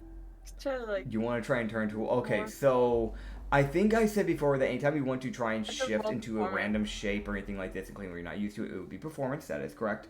So roll me a performance. You've never done a wolf, so the DC will be way higher. Because you've only done humanoids so far. Let's see what you get. 18. I would say it is... You've passed the DC, but it will not be anything too crazy because it's first time ever doing this. You create the 4 legs, you create the head and everything. You're still kind of drooping a bit.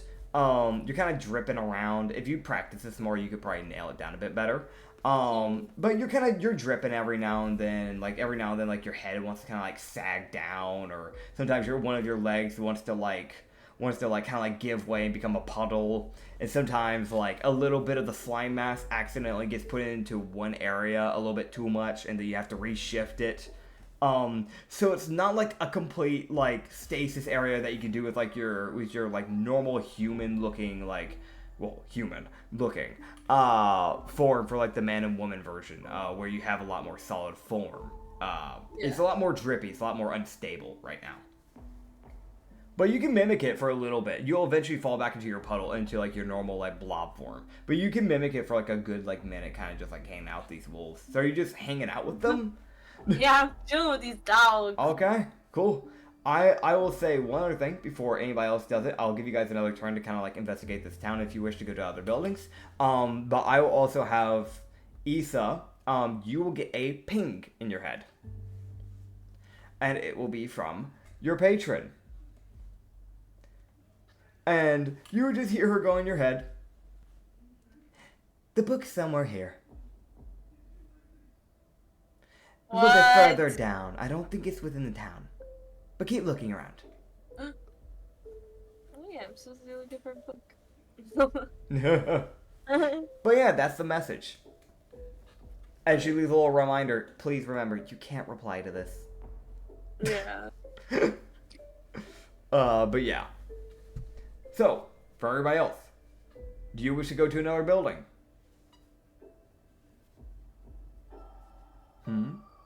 Okay. Sure, why not? What about this building? Okay, so Usagi will continue to basically make his way around, essentially counterclockwise, going up to the building to the top right, while Mollis goes to the one that he originally jumped over to, which is on the bottom left near the staircase. I will have the two of you both roll investigations, and you, Usagi, because Yori has been following you, you'll get to roll with advantage. Whoa. Alright, come on. And then we'll touch on Chrono and Ublex once more as soon as you guys get done with that, because we don't want too many things going on at the same time. Not everything That's all at once. 13. Alright, 13 for you, and... Yep, that's just a 13. Okay, dirty 13 from you, and a dirty 18 from Mollis.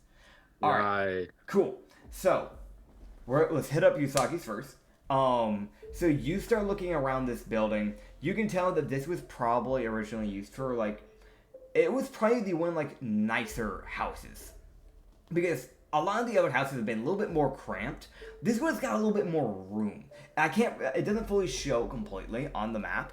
But there is some extra, like, room to this wall, essentially. So it goes a little bit further past the map there. Oh, no, I just pasted a wolf. Didn't mean to do that. Apologies. Let me get rid of that. Bye. He doesn't exist. But yeah, you start looking around. You start digging around. There's a few trees that started growing within this building, like near like the left side of it. You also see a huge portion of this wall has just fully collapsed. Okay. The other thing that I should mention is that this looks like it was probably a blacksmith's place.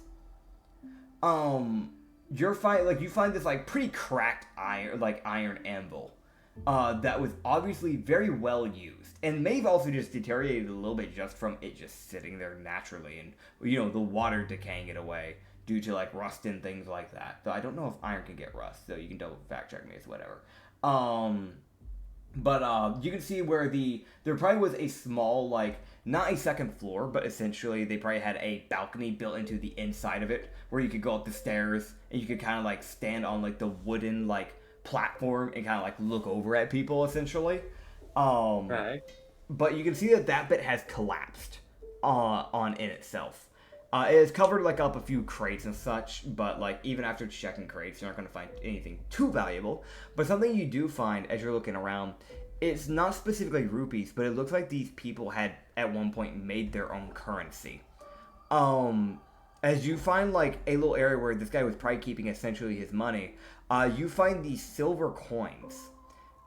They have on one side of the coin, there's a head of a rabbit looking to the side. It's like a side profile of this rabbit's head with a like horn, a singular horn coming down from like the middle area of it. And then you see what seems to be like maybe a unicorn on the other side of it, essentially. Those are the 2 bits that you find. Okay, well, I'm gonna take those coins. Cool. You find 5 of these silver coins. Technically, if you haven't already been using putting your rupees in as technically gold on your D&D, you could just add 5 silver technically. Cool. Yeah, you could just put in 5 silver technically. You can't use it in this time and day and age, but you might be able to sell it. It's kind of a historical thing. Okay.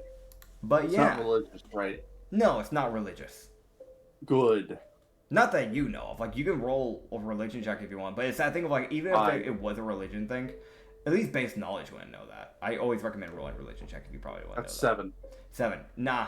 Why are my rolls so terrible today? Is this revenge for you having awful rolls yesterday? I think this is revenge for you knocking me out for a 3rd time with a crit AoE.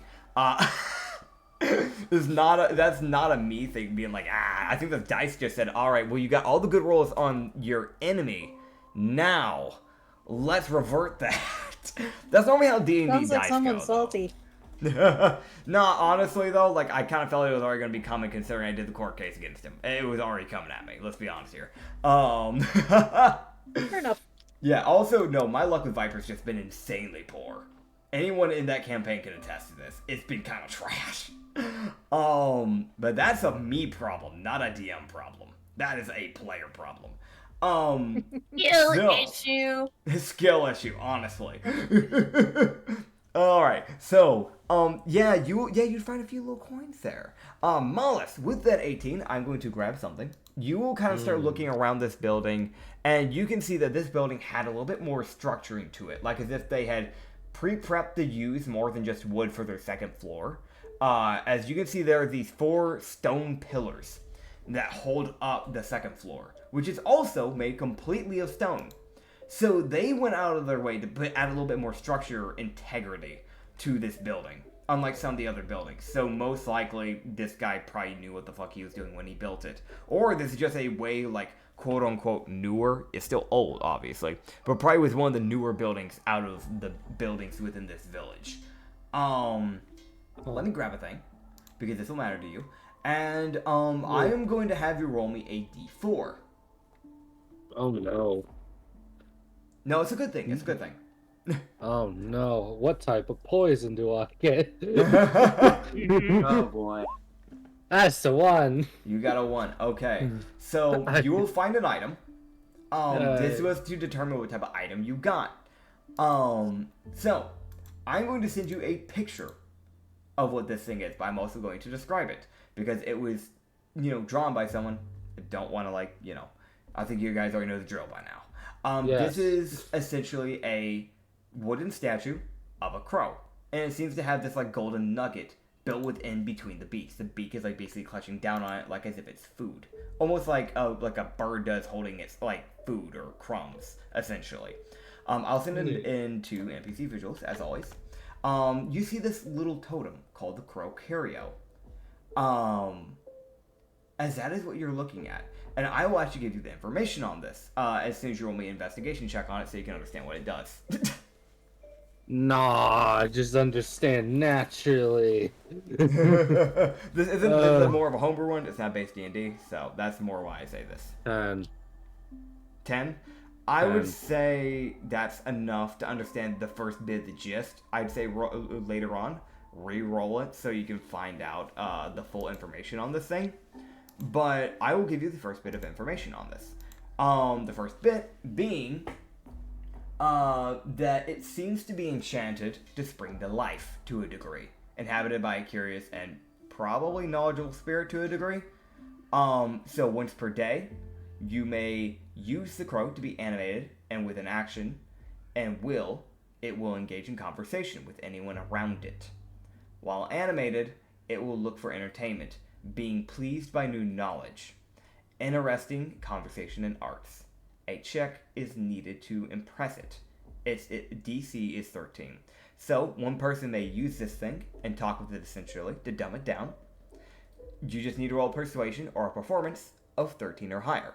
If you get that, you can use one of its 3 things that it can do. Oh god, okay, I need to learn what the rest of that is. But yeah, you can at least tell this thing's probably got a spirit in it, essentially. But that's me as a DM letting that's a bit of the mechanics there. Yeah. But yeah. So you find that that's all you're really gonna find in there because the rest is kind of just decayed furniture, stuff like that. But yeah, you will find that. I'll also mention that it was mentioned before that you have to go further in to actually find that book that Ublex needs to find. Next thing, Chrono. Hi. We have not touched you yet. Where are you going? I would hope not, because that requires consent. Consent? Can I assist you? Let me hold on. Do you speak Jiggle? No, and we're not going to delve further into that topic. Damn. How would you like to become a part plasmoid? That would be a crazy twist. Sell your soul That now. would be a crazy No. twist. Damn. I would rather keep Alright. my soul intact for the time being. We're only still in the beginning arc, for God's sake. Fair enough. Okay. You sure? You need your soul? I So- don't think I needed mine. Okay, so that what was the name of that kingdom that Acrid found again? It is Alazin.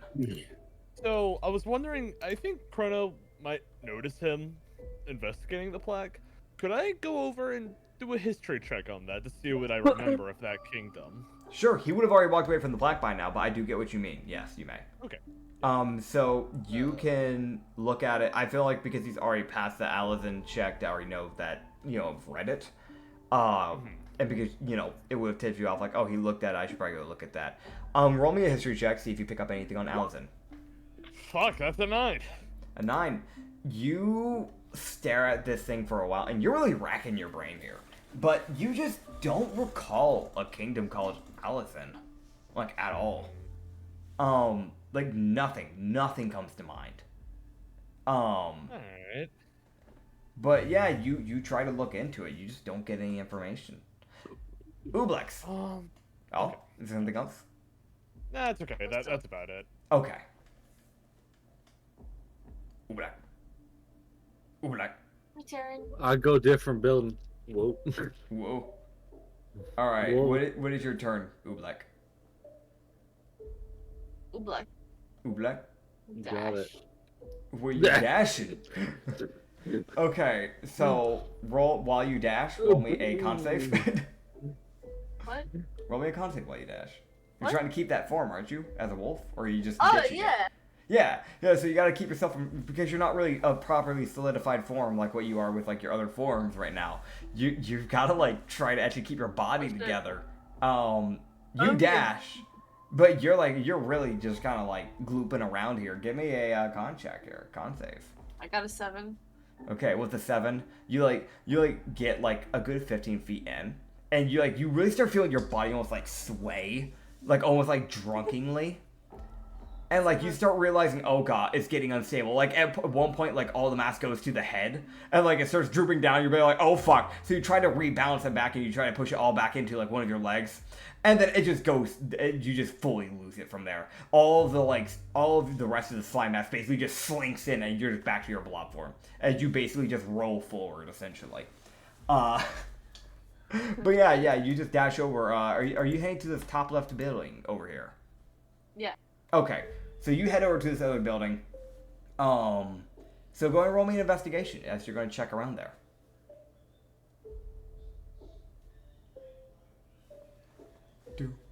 Do. 17. Nice. Okay.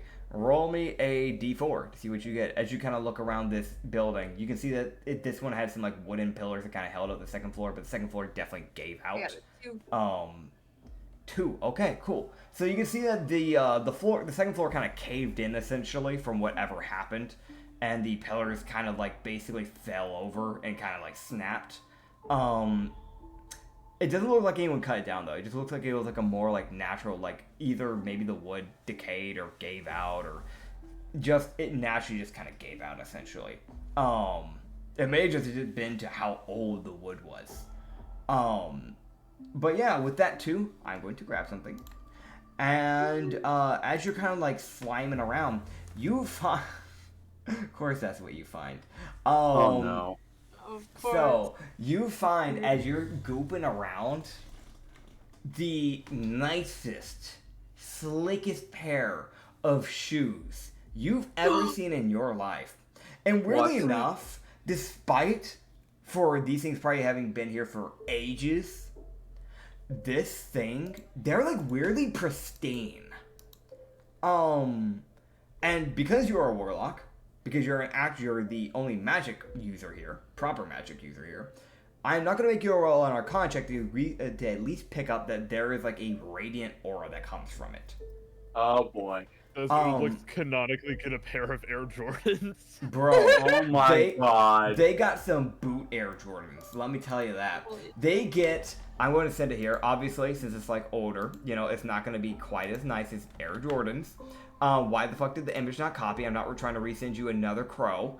Hold on. I gotta go back to my Discord and grab the image again. I don't know why I did that. Better than Air Jordans. Ooblex got them Tims, though. I thought you were gonna say tits for a second. I got the Tims! Yeah, no. Both is applicable. This is true. But you get these, like, basically dark brown leather boots.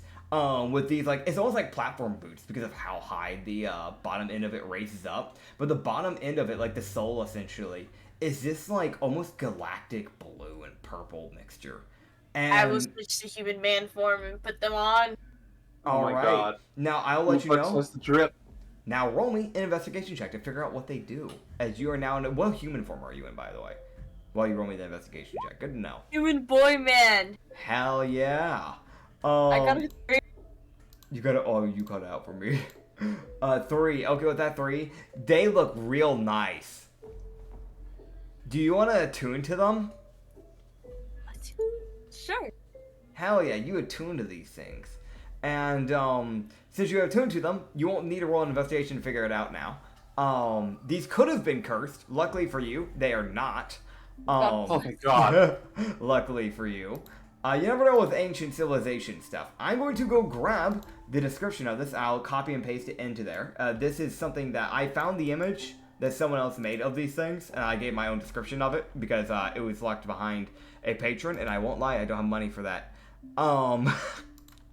But also because I had my own special idea for it. Because when I went to the comments of the image, someone had put it out there. Which, fuck you, first of all. If you want the actual proper description, you want to use the actual items, pay for it.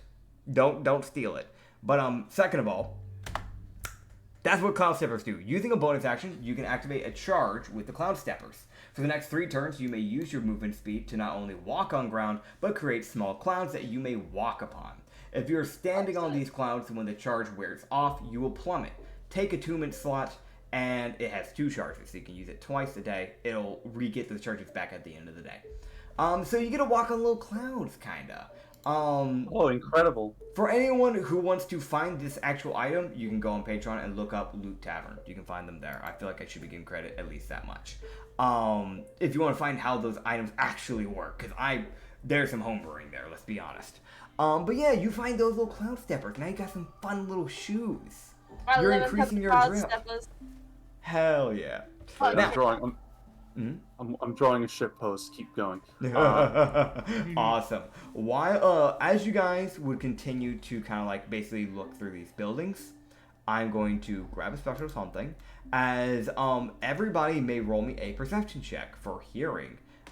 Since nobody here actually has like normal stuff. Oh yeah, you get advantage not because you're able to hear properly because you lost the Harrigan thing, but Yuri's with you, so that's my only reasoning for that. So let me go grab something real fast. Skibbity boing, skibbity boing, skibbity bo. Okay, I want to mention DC is not high. It's actually pretty damn low. So if you guys fail this somehow, I will be surprised.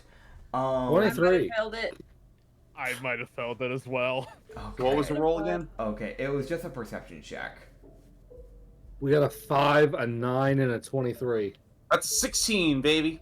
Okay, gotcha. So this is kind of funny. Oh no. So everyone else is gonna actually pick up on this. The only thing is that specifically Ublex, because you got a 5, you will pick up on this, but it will be delayed. It will not be because you heard it. You will feel the tremor before you actually notice the sound, because you kind of tune things out because you're so focused on goofing around, running around, and playing with these dogs essentially. So like, here's what happens. Everyone else, you start hearing like a big old thump. Like it is essentially like you can feel under your feet, except for Usagi because you're in a cloudy mode. Everyone else can essentially feel like a bit of a shake to the ground a little bit. And you can hear the thumping. Ublex, every time that thumping happens, it will be 4 thumps before you finally hear it, but your body, the way you realize immediately though, instead of the hearing, it's because your body's essentially shaking like jello. That is the way I can put that. Now, fucking neat. You would see 2 things for everyone that is outside. Who is currently outside? We have Mollis, we have Ublex, we have Chrono, and Usagi. Have you stepped outside yet? Yes. Okay, so you might want to move your icon so I know where you're at. Yep. God's name's happening. Cool. Sounds like trouble again. Oh, again. I can't believe you guys always assume it's trouble. Trouble this, trouble that. You know, Bitch, cut you me threw a some buster slack. call. Oh, come on, man. Well, okay, well that's Bitch, you killed me. That is killed me debate. with a fucking fireball. I would say that actually, technically, it was his actions that killed him. As you see from one of the alleyways of the top left area, this beast. Oh my god, it should not be that big. Oh, what? Should not be that big, guys. I swear. Hold on. What the fuck is that? Fix it. I was about to fucking say it is large. It is beginning to make its way. I will also send the guy writing it. Okay. In God's name. Let me real quick also get his token. I would have loved if that thing was just big enough to say "fuck these buildings." That he should also be that big. What the hell? Low quality, my favorite. Low quality. You'll see why, because I gotta send the picture of these two. So I'm going to send the picture, NPC visuals here, and then I'll show it to the viewers. As you begin to see this big old guy, this massive old guy, where the fuck? Okay, thank you, Discord, for hiding my images. Appreciate it. Love you very much. Mwah. Masterpiece. You see this guy. He is wearing this, like, kind of like, it is not as nice as it looks in the image, but he is wearing this, like, kind of tattered orange kimono, essentially. But it is not the normal, like, it has some prestige to it. It's definitely more of, like, a silk material than the natural, like, normal, like, cloth material that gets used for these things half of the time. This is probably a status thing. However, it's torn, so that status might not have even mattered as of now. He has this, like, you know, dark brown hair that's been kind of put up lightly into a ponytail, but still drapes down quite a bit. There's even a bit of it that goes over his shoulders. Basically halfway, not like halfway down his back, but close to that. But he seems to be riding, also black pants, that should be mentioned. And he has these, like, tattoos that kind of go, like, across his chest. But he seems to be, and sandals, sorry. I forgot. But he seems to be riding this, like, giant, and I've made the token as a large for a reason, this basically giant-sized tiger that has grown these horns on its head.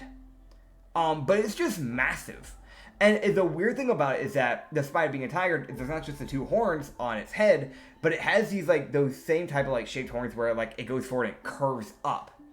Almost like an L, essentially. Kind of, like, protruding from its back in a few random spots. Kind of, like, out from, like, not directly down center of the spine, but, like, more from the side of, like, on the side areas of the back. And he kind of he's just kind of riding in between two of the horns, like, on its back, essentially. But yeah, you would see him just kind of, like, basically just riding this thing through the town.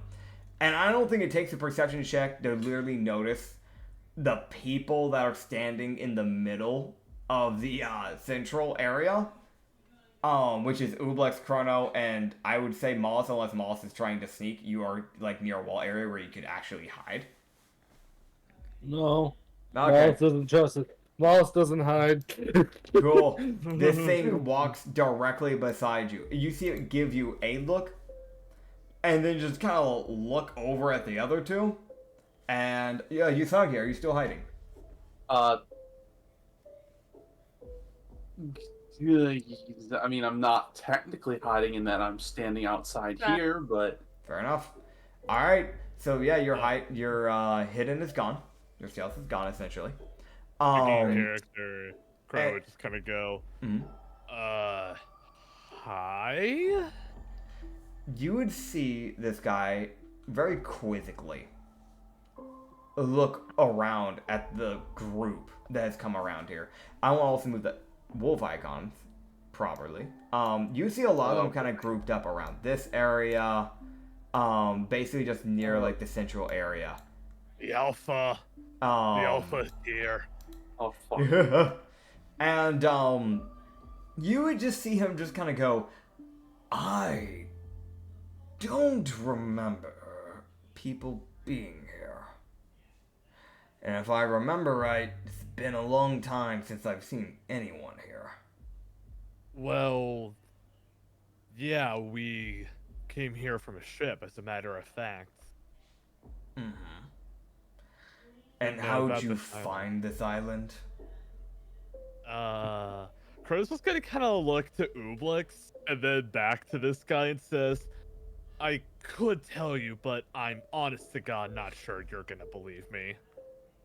Try me. We were just looking for any nearby islands. Is that what Ublex said? Just looking for nearby islands? Yeah. Alright. So technically that is true, so you will not have to lie, so you won't need to roll a deception check. That is technically true. He would just kind of, once again, just raise another eyebrow and just go, so you were, hold on, let me get this right. You're telling me that you were traveling the oceans with no compass. We Yeah, you get it. We do have compass, we need to get a compass. Oh, so you do have a compass. Aaron, get really. We have a log pose. Okay. I don't even know, man. Gotcha. Right. Sorry, formalities. I haven't seen a person in years. Jiro Mahito. Sorry. What do you mean by that? You haven't seen any people. What happened here? Here, I've been researching this for the majority of my life. I washed up here years ago as a kid, and I've been looking into this for a while. This used to be a kingdom. Obviously. Have you ever heard of... Oh boy, you know what? Oh, God. He looks over at the wolves that have kind of been, like, eyeing the group down now because of this. Because this is a lot of commotion. He would just go, I'd prefer to talk about this not in the wolves' den. How about we go somewhere else? Bye, doggy. Fine. I have a hut that I've been living by. It's 30 minutes away from here. You just gotta head down the main path and take a right. Or technically, since we'll be heading towards the beach area, a left. Let us leave so they don't fucking kill us. Yes. Yeah, what he said. That's just Mollis says that like, please everyone, let's fucking go. So you guys would ride out of town, and you guys will start heading towards the hut. I will mention something that may of interest you to some degree. Oh no. He's going to roll insights on everyone. If you wish to deceive, you may. He's just trying to gauge essentially your alignment and where you stand. Oh fuck. Just a main read on people. Oh no. Well, I guess I'm gonna have to roll deception because he's not gonna like me. He's gonna get a mixed fucking signal. 15? Okay, 15 from you. Let me check what his modifier is. Trying to look cute. And definitely not at all. Dude. It's like the Puss in Boots eyes. I got you. Okay. So, it is a tie. Sadly, What? in 5e, the attacker, technically, in this case, with skill, would win. It's 4e, it would be defender. That is not the case this time. So, he will get a gauge on you. Mollis, you are being open book, correct? Yeah, it's Mollis. He doesn't care. Okay. So, one by one, Oh, I'm no. going to ask each person to tell me two things. Oh, Christ God. Okay. Hostile or passive, and your alignment. I'm being passive, which is the true thing, which is true, because I'm just waiting to leave. But Okay. So, this guy's really and my alignment is I'm trying to be as neutral as possible. It's probably very obvious that what is your scared out of my wits. natural alignment? Oh, my natural alignment? My natural alignment is Because that's what he's did I ever picking write up that on. down? Did I ever actually write that down? I normally recommend you write stuff like that down. Yeah. I don't think I ever. You should know what your alignment is. It's chaotic neutral. Okay. So he's going to make note of that. Acrid. Fuck. Okay. Mollis is passive but defensive. Less of a like, in case he gets hostile, that's when Mollis would get hostile. Understood. Oh yeah, it is. Yeah, it is chaotic neutral. Okay. He would get the like. He'd probably get, because Mollis is more of an. He'd get the Mollis is aiming to be lawful good, but he's still a Grieger. So what is his natural? It's the Grieger's natural alignment is chaotic evil. Okay. And Usagi, did you say chaotic evil? Just a second ago? Chaotic neutral. Okay. Neutral. Gotcha. I misheard you when I heard the second repeat midway in. All right. Yeah. Chrono. For anyone who reads Mollis, his is always chaotic evil. All right. Chrono. Hi. What is it? Okay. I would say it's definitely more defensive, kind of like more from like an emotional standpoint. He would probably pick up Kronos just incredibly suspicious. And alignment wise, I actually haven't put that much thought into it, but probably chaotic neutral. Okay. Ublex.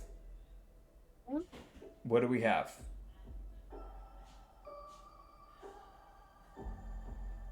Isha? Neutral good.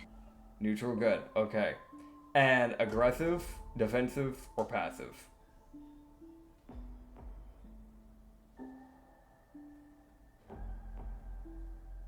Passive. Okay. Ublex is blob. Ublex None is of blob. 3. It's 4th option, blob. Gotcha. So for now, he will continue to ride his beast, essentially, for the rest of the way. If you wish to speak to him on his way to the hut, he said that he would give you the majority of the information when they, arrive there, essentially. But if there's anything you wish to say in between that, you may. But he will basically be riding this entire time, rather than walking alongside you. What's this tiger's name? What's the tiger's name? Uh-huh. I will pull that up. Hold on. Cool. Hold on. Let's check. Cutlet. He would look to you and just go, "It's Cutlet." Hi, Cutlet. You see Cutlet look to you, and you hear it just go. Fair. I wasn't expecting they made another historian on an island like this today. I wasn't expecting to find anyone any day here, to be frank. How long do you think you've been on this island anyways? You specify most of your life. I think I was 6 when the shipwreck happened. And I'd have to double check my calendar that I've made by hand, but I think I'm 23. Chrono D. Jiken, by the way. Good to meet you. You as well. I've been working on eventually making a boat to get off the island eventually, but if I'm going to be frank, my studies have kind of kept me here. But I haven't been able to progress too far. I can't blame you.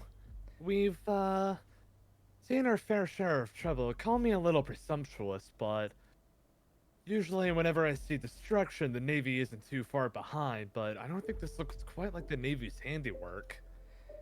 I'm not sure myself. I got to look around in the castle area, and, well, sadly, that castle isn't really much of a castle anymore. It's pretty broken down, and not really a whole lot left.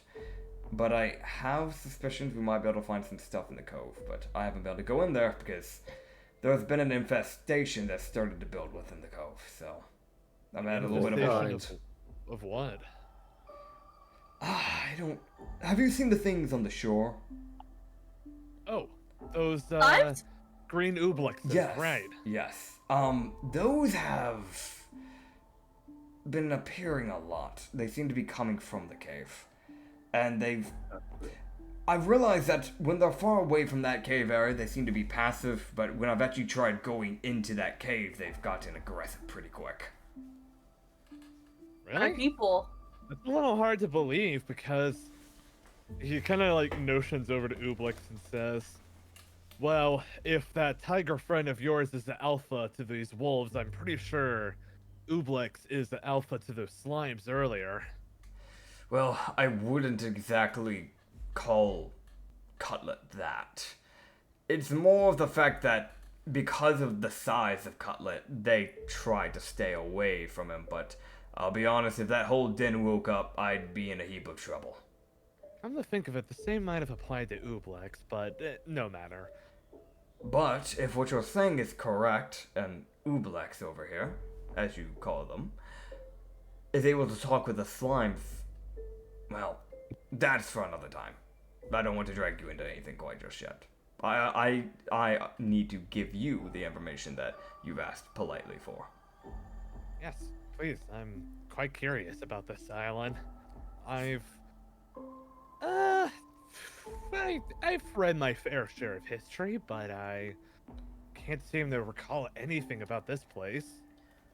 My father was a celestial sage. So, when I traveled around with him, growing up as a kid, I learned a lot about history. Granted, he looked more into the celestial plane. He found it fascinating, but On my off time, while he looked into his studies, I always looked into the history of the world. Granted, I've delved more into it to stay alive with the celestial summoning stuff since I've been here.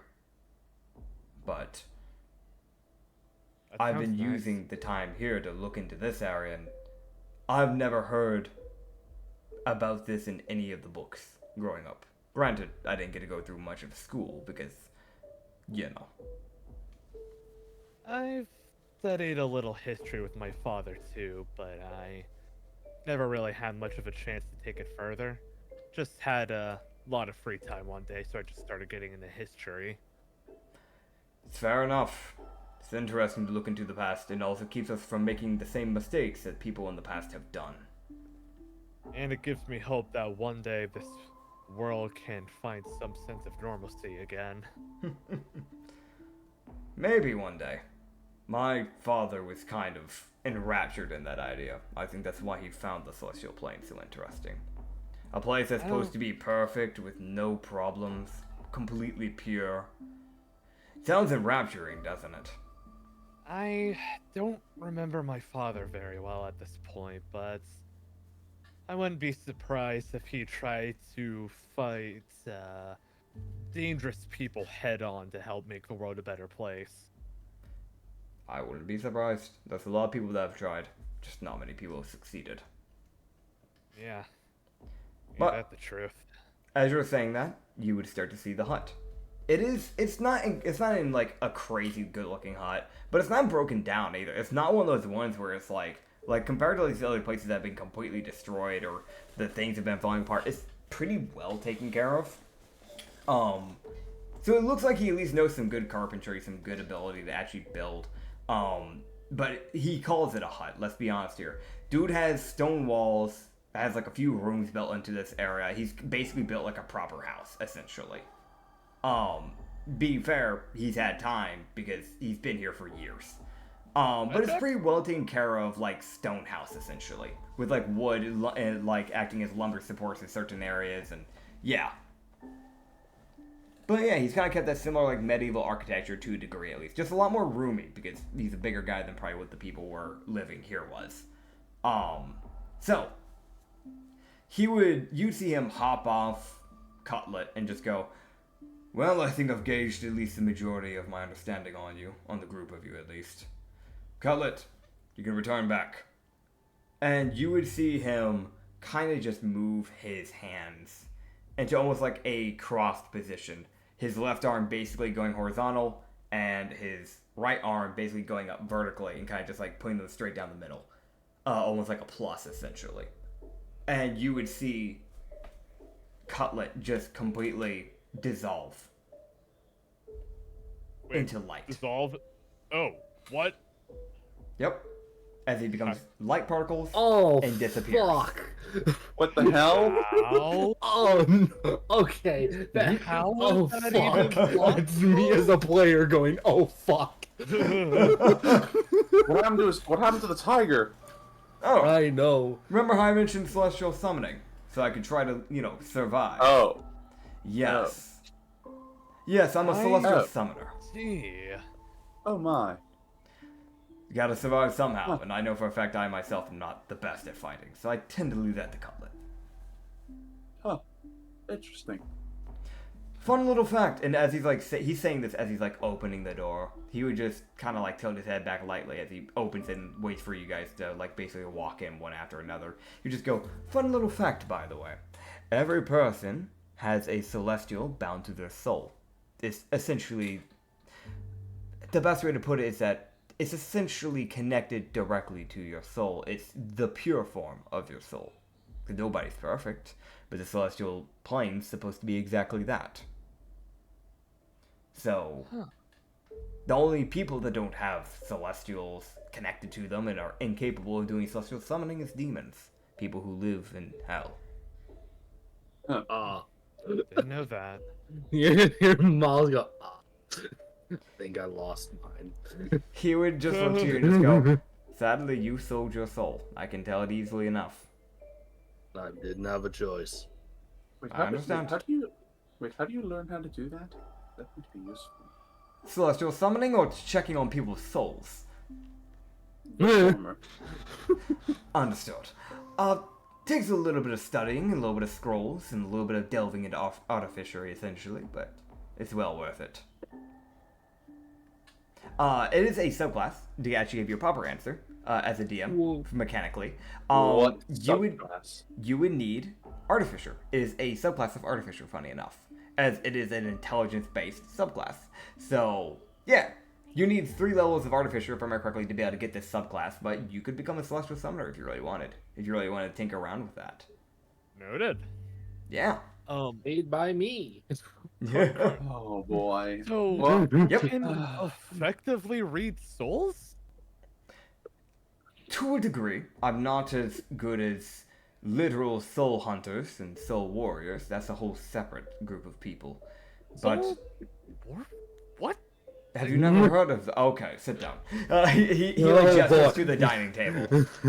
As Kronos walking out his way to sit down, he's just gonna kind of turn to look at Usagi and says, "You're wrong, by the way. I don't know if I am still far from being desensitized to this world."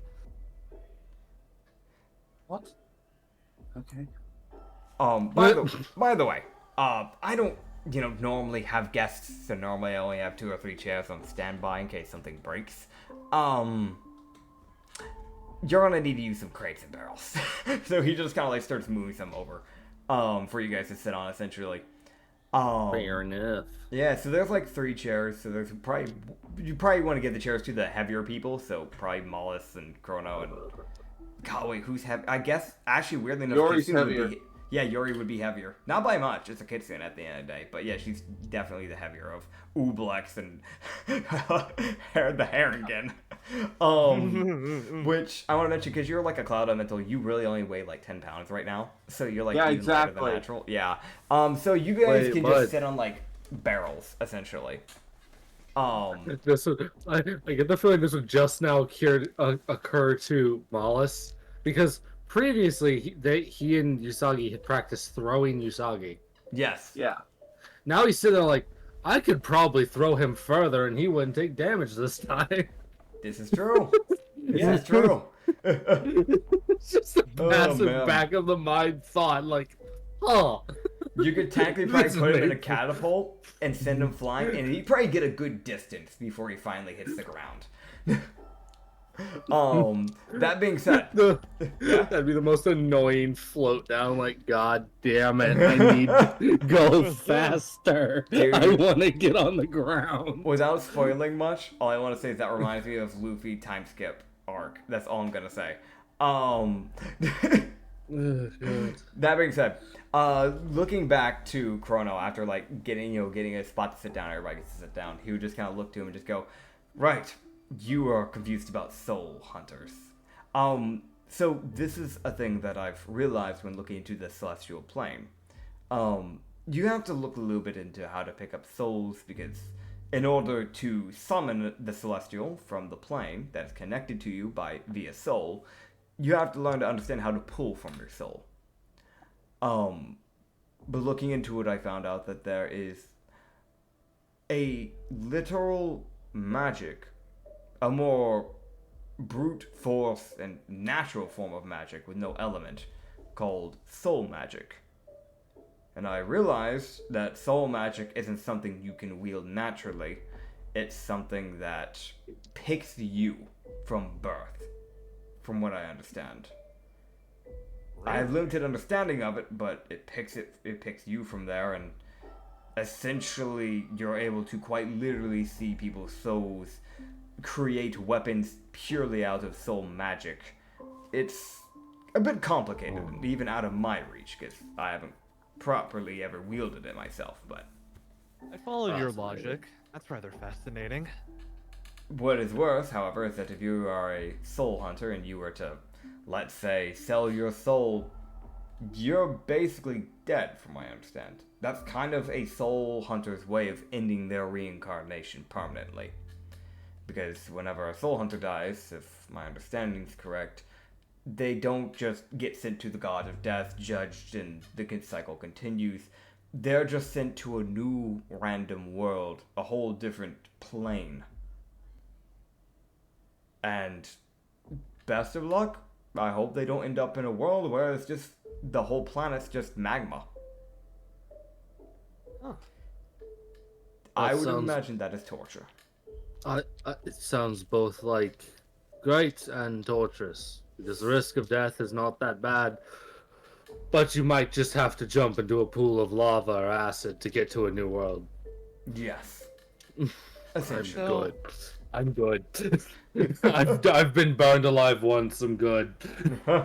Anyways, so what about this kingdom exactly? Right. So, Allison, I've realized, looking into it, a few things. The people who made this kingdom, that race is gone. Both of them. These were races that didn't get to prosper and died out. Prosper?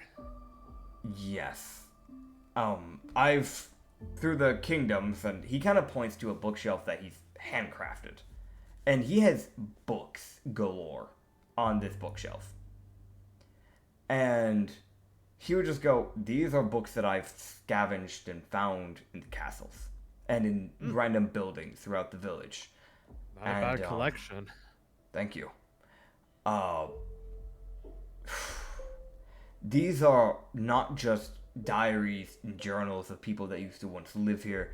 These are backlogs of people keeping records about the kingdom. Literally anything. There was one, they used to have a guard. They used to have a guard captain. They have full-on backlogs on who was chained up here and who wasn't. And they had a full civilization. If I understand it, was prospering.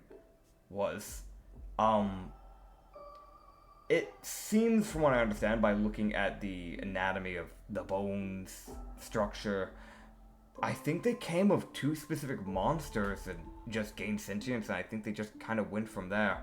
Have you ever heard of the Al-Miraj and the Kirin? Hey, Mr. DM, can I make a history check? You may. Right. I'd like to make one after that. Everyone may. Everyone here may. That was an I'm looking 18 for- on my part. There are more Harrigan that exist, right? Elsewhere? You would know that there are Haringen naturally in the Crux Dynasty. Okay, cool. Yeah. Check. 18, 13, 7. Let me roll. I'm looking at the history. That's a crit failure. Damn, you got a nat 1? Why are my rolls so shit today? Is this revenge? I think this for might be yesterday? revenge, man. Karma, bitch. Yeah. I wasn't even there. Dude, I want to mention, this is actually kind of wild. This might actually just be the dice saying fucking revenge. I don't know. I have the highest AC of that party, and somehow almost every hit me. Almost every attack. I only dodged 2 of the 13 attacks thrown at me. Like... Ah, yeah. What the fuck? I kept getting grappled the entire time. The dude kept choking me out. I called him Kinky for a reason after that. So here's the thing. With the Nat 1, you just don't even recall that monster. You don't recognize anything about these monsters. Ublex, you don't recognize these monsters either, but you at least recognize that it could be a thing. Like, it's that thing where it's like, you've maybe heard the name once before, but you're just like, I don't know these. Mollis, you would recognize the name of them. You remember that someone probably has told you about them before, but not really touched on that much. So you don't know much about them. Slipping at the moment. Yes, slipping. It's actually a pretty decent DC here. You got a 13. Chrono, you do have enough.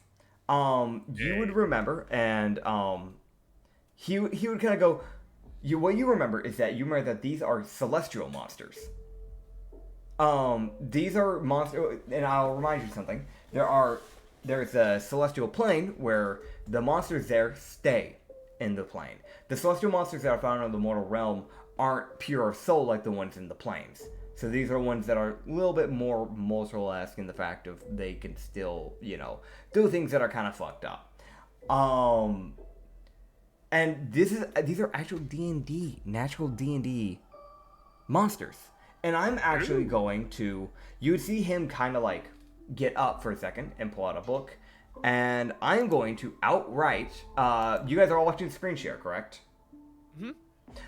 rather than sending the image, I'm going to look them up, and you will get to see it with me. There is the Almiraj from D&D, and that's probably where the rabbit came from to play, which is this design. They are basically designed exactly like rabbits, with a like unicorn horn essentially that kind of like grows directly on the middle of the head. These are an Almiraj. That's what they look like. So he's pulling out this book, and he kind of has like basically sketches of these things. Because he is a celestial summoner, he would actually know what these are. So it is kind of like just like outright like, hey, this is what these look like. Just for the people who don't actually remember what they look like. And these are Kirin. They are essentially like almost horse-like creatures, like these with these like golden scales and a horn that kind of grows up in the middle with these like white cloud-like manes essentially that grow on their back. I'm going to close that now. In that case, Chrono would say, "Oh, yeah, I've read a little bit on both of those. Interesting looking things they are." Yes. Well, the celestial, and I realized something, which is that most likely the people that were living here evolved from those two monsters. It's thus leading to the creation of this kingdom. And not just that, there's a rumored race that is still kind of being talked about today. There's still a debate if they're around. Have you ever heard of centaurs? The half-human, half-horse people? Yes, I have. Yes. Obviously there's no evidence of these people ever existing, but it is imagined that these people, if I can assume anything, is that these people are probably the ancestors to centaurs, if they do exist. That's my guess. But I don't know if this is the only island that ever had these people, but if there's other islands and these people actually got to properly thrive, there's a chance that maybe they're what led to centaurs. Or maybe they're the race that led to the rumor and the fake myth of centaurs. I don't know if they're real or not, but if they're fake, it would explain the rumors and the idea of centaurs to begin with. People probably saw this race and maybe assumed they were monsters, or maybe assumed they were races. Either way, probably got the idea of centaurs. I see. But to go further, I was looking more into this. You realized there was a lot of trees within that village, right? Yes. While Celestials normally are immune to sickness and illnesses, there's some illnesses that can bypass even people who are immune to things like that. There is an illness, and I'm no doctor, but I'm pretty sure it goes by the name of creeping oak, I think is what it's called. I want to eventually find a doctor to run that down by, but essentially it's normally caught by dryads and druids, but used to just due to the fact of people naturally being constantly secluded into nature or living in nature for way too long, or using too much natural bestial magic, it can lead to the possibility of gaining this illness. From what I understand, it's the base knowledge. I believe the reason why there's no talk about war or anything within this town, I think of a lot of the people here died with that illness. I believe those trees in the village, I believe those were people. Shit. Yes. That's not a bad theory. I mean, there's nothing exactly to discredit what you just said. I found some bodies. I found some skeletal structures, so I know not all of them died of the illness. Which then comes into another problem. What happened?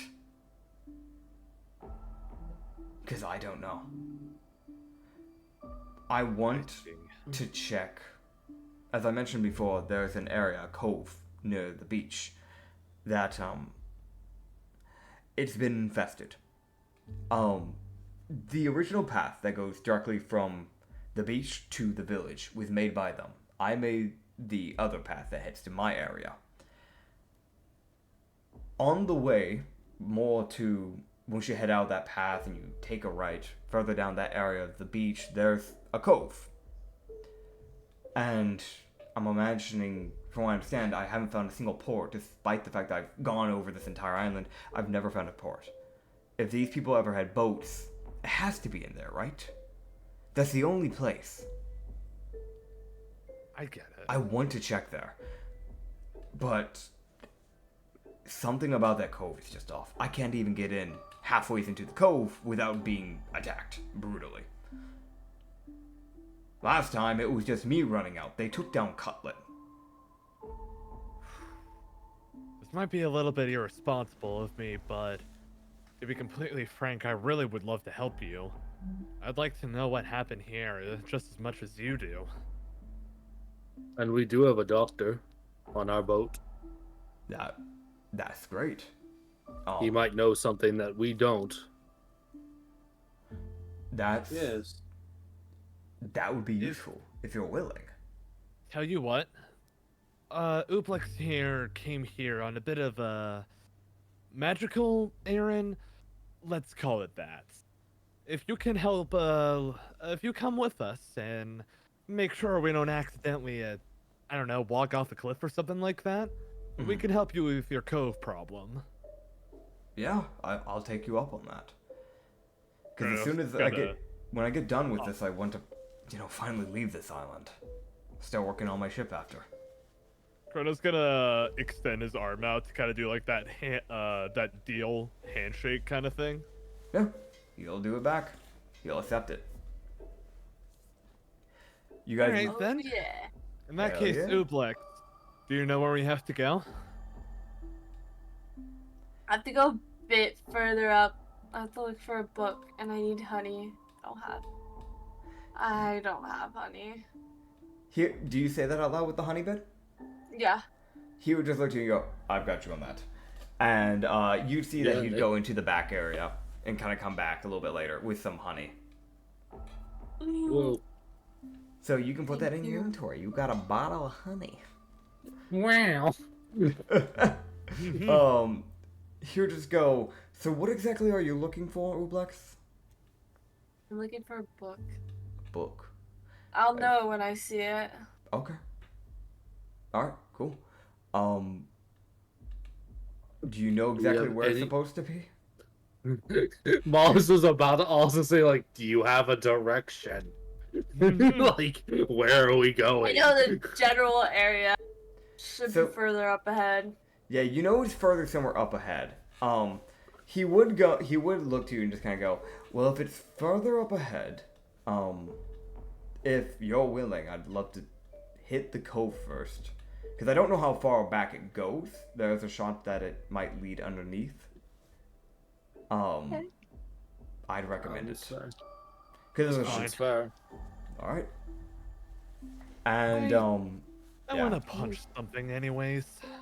That is fair. As I like super nonchalantly too. Oh boy. So the group of you will do you wish to stay for the actually I should mention this because you guys kind of like arrived here like in morning. It took you an hour to make it to the village.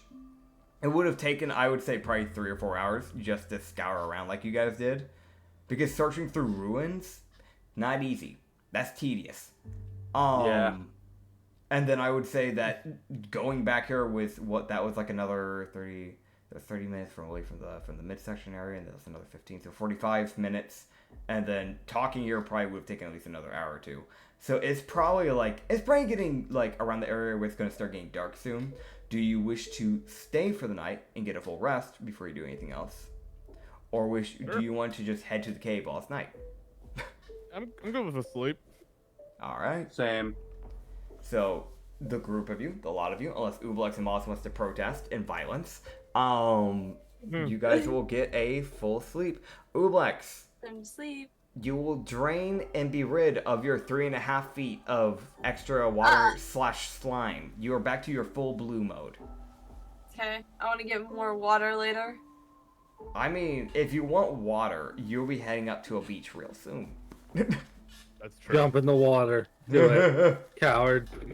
Oh, man. I want to ask a question, by the way, because this is a random thought that I want to ask. Ublex, I'm imagining when you sleep, you normally sleep in your blob form, right? Yeah. Do you take off your shoes?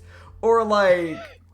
No, the shoes stay on. So the shoes stay... Okay, so have you just made, like, little feet onto your blob form, essentially? What I'm just picturing... Yeah. Okay. What I'm just picturing is you have the shoes and you just have this like umbrella-ass looking blob going around these shoes. So you're telling me that you're like, instead of like sliming across the ground now, you're just wearing these like boots with wings essentially, which I will mention, the wings only show up when you're actually using the charge. But you're just walking around with these boots, so anybody that looks at you, if they don't notice the platform shoes, essentially, underneath your blob form, all they're seeing is just a blob basically levitating, like, off the ground. Oh, God! So, like, a good example is, yes, why you do that. A good example is, like, for someone like Mollis looking down at you, that's what it looks like. For someone like Usagi, it's like, oh my god, look at those little feet. Look at those little boots. Granted, you are somewhat see-through, so like Mollis can still kind of see the boots, but like if you're not paying attention, you wouldn't notice that. You know what I mean? But yeah. So you guys will get your full rest if you need to. Go ahead and do that. I don't know if anybody has any fatigue or anything like that. I'm hoping not. I have 4 levels. I'm kidding. Damn, again? Damn near. Yeah, here we go. Yeah, what you got? What are you doing? Oh, so I saw Here we go. I saw that Reed drew Ublex in shoes, and now he's drawing them with little nubs for feet. Love it. Oh man, God, I want to mention the first one really makes them look like Among Us. Yeah, that was the point. Oh, I love that. Okay, so you guys will wake up. Kill some things. Yeah. You guys will wake up in the morning. You're going to make your 20-minute from that midway section. Actually, technically 35 because you're going to make your way back to the mid section and then you head down. But you do like 35 minutes of walking back down to the shore. Let me do something real fast. So I'm going to drive you guys back to the beach. Mm-hmm. Sorry, it's just I actually do have a little bit of dialogue with Mollis really quick. No, you're good. Yeah, go ahead because it allows me to do something real fast. So, kind of while they're walking, Kronos just kind of walk up side to side by you, Mollis, at one point is just gonna say, so, you throw good, by the way. Oh. Yeah, probably. It's one of my few things I'm good at is strength. Please feel free to correct me if I'm wrong, but that was the Grieger way of saying, pull yourself together, right? That's a Grieger way doing it nicely. If we were with my hive, you would have been eaten on the first day. Goodness. Griegers don't take laziness. No offense, you live to you fight to survive. No offense, that's terrifying, but no, I've been thinking. I didn't mean to react like that in front of you and Mr. Whiskers.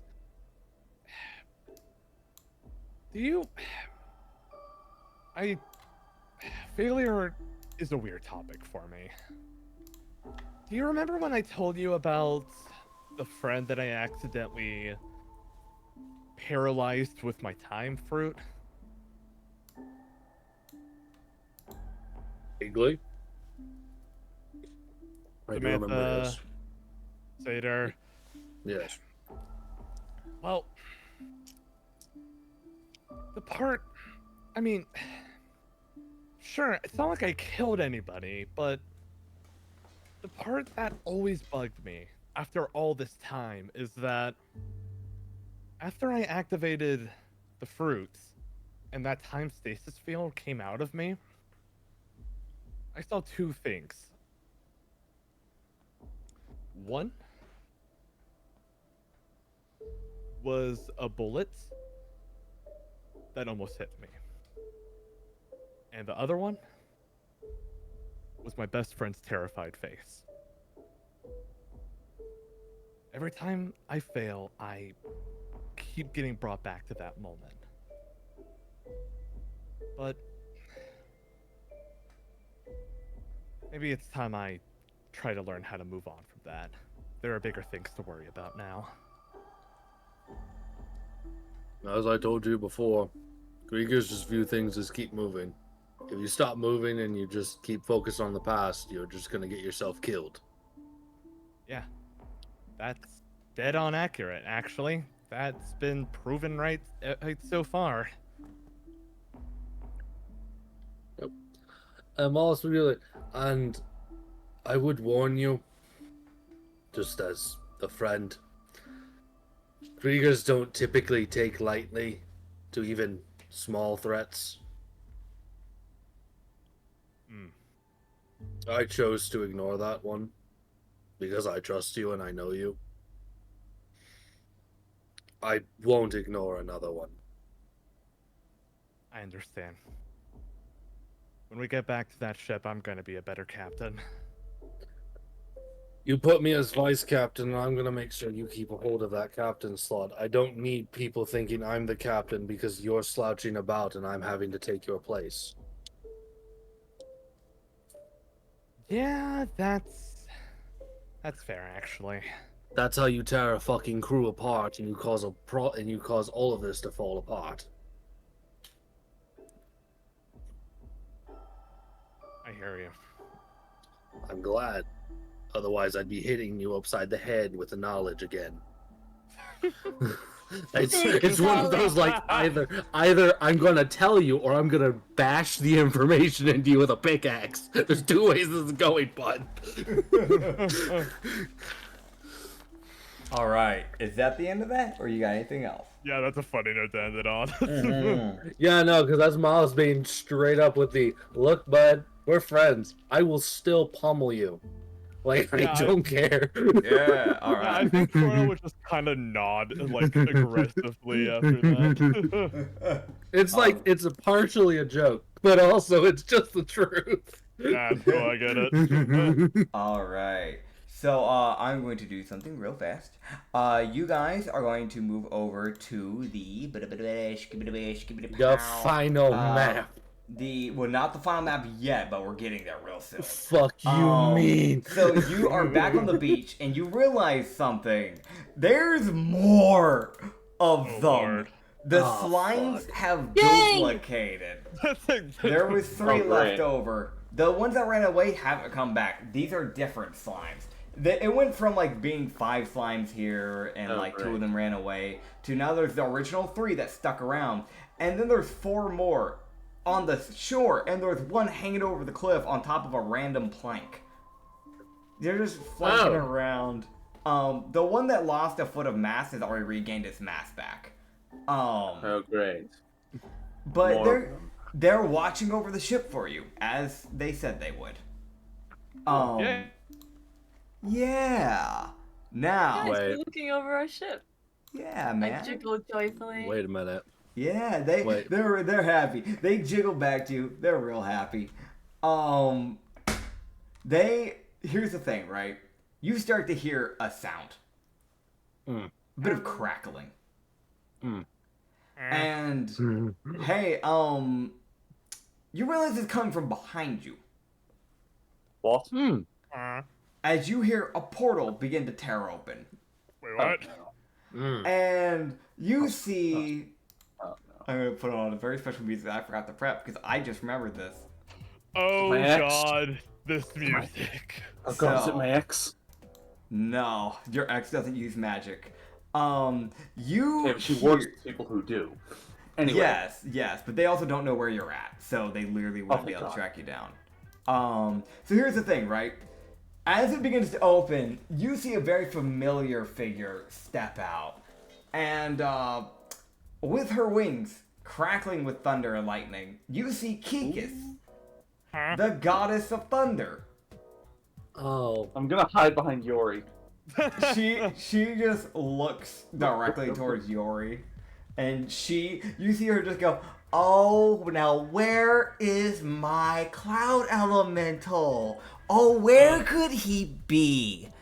Let me just. She leans in forward towards Chrono and just goes, "Do you know where my little guy is?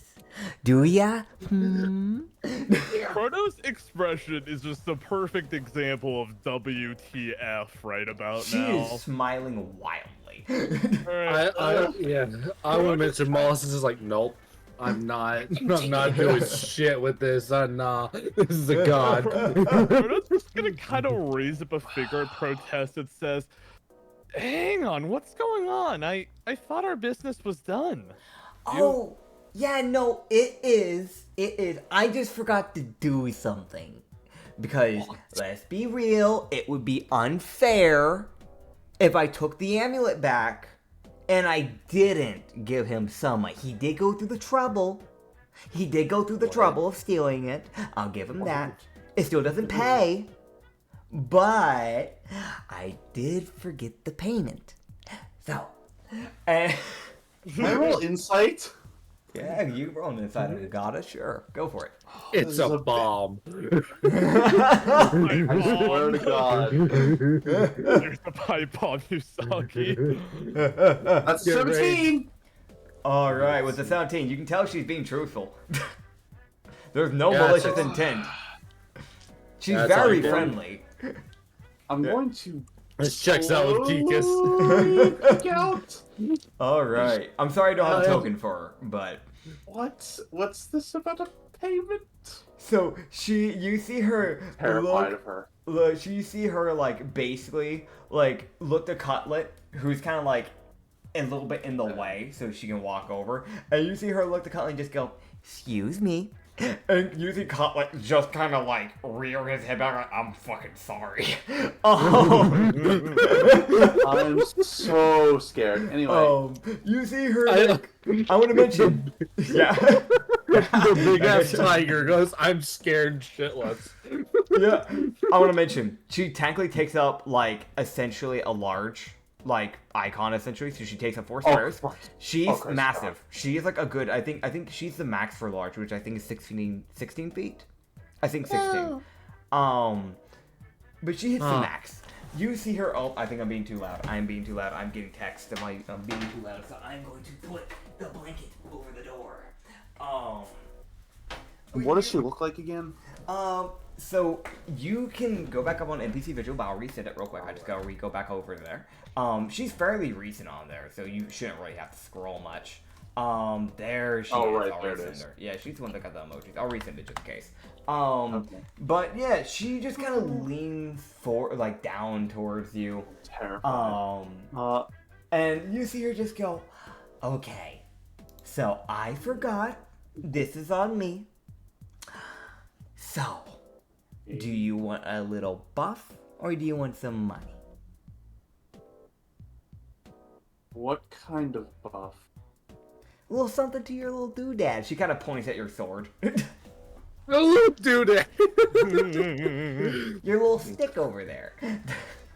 I feel like the buff is the only acceptable option, considering she literally said stealing doesn't pay, and it would be presumptuous to ask for money. That's fair.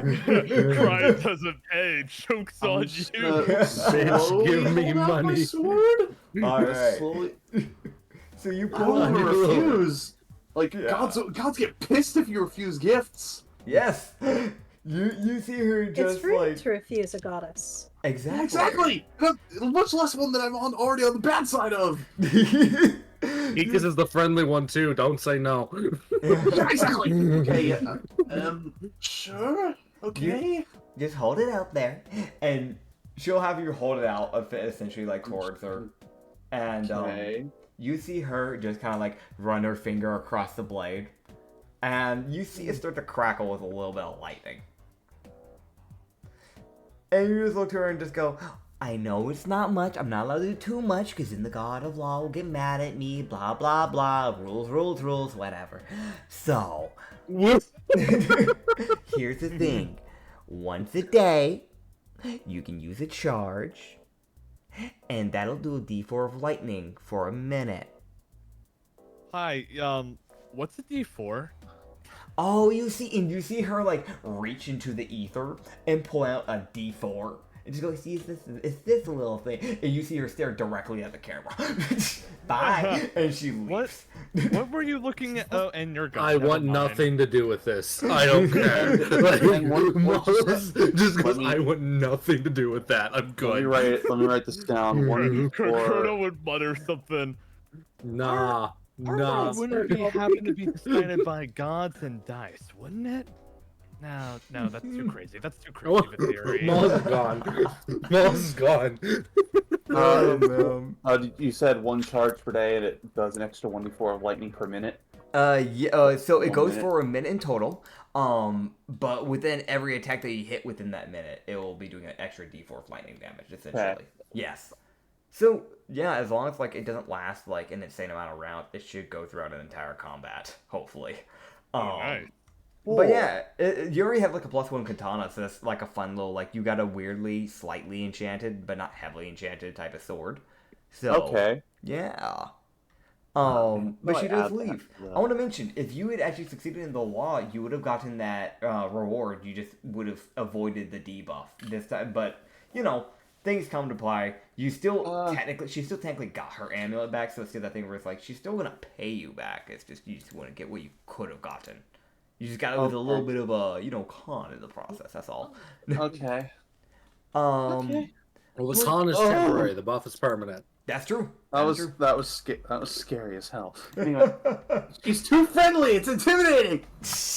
Nah, I get it. I love that Kikus is the most genuinely kind goddess. And everyone's like, fuck, we're gonna die. No, it's only me. No, it's only me. No, it's only me that's terrified of her. Oh man, we have 3 people. We have the people who find her funny. We have the people who find her like terrifying. We have the person who just said that she's hot. Oh man. So right. And none of them are wrong. That is true. Thank you. Which one? Yeah. What do you mean which one? None of them are wrong. Nobody's wrong. Okay. Yeah. What's But wrong said? Yeah, no, you guys will continue to just like head down the right. I don't know unless Ublex decides to like start with banter out of nowhere with the slimes. But yeah, you need to head down this way. Wrong way, Wallace. You need to head this way. Nah. Damn, my bad, Chief. My bad. Apologies. Yeah, You didn't know it's over here. You didn't know. Oh man. Also, yeah, no, valid, Issa. I'm taking this tree with me. Damn, he's gonna take a whole ass tree. You trying that? No, but I'm gonna take this turtle. Alright, cool. Awesome. I got it.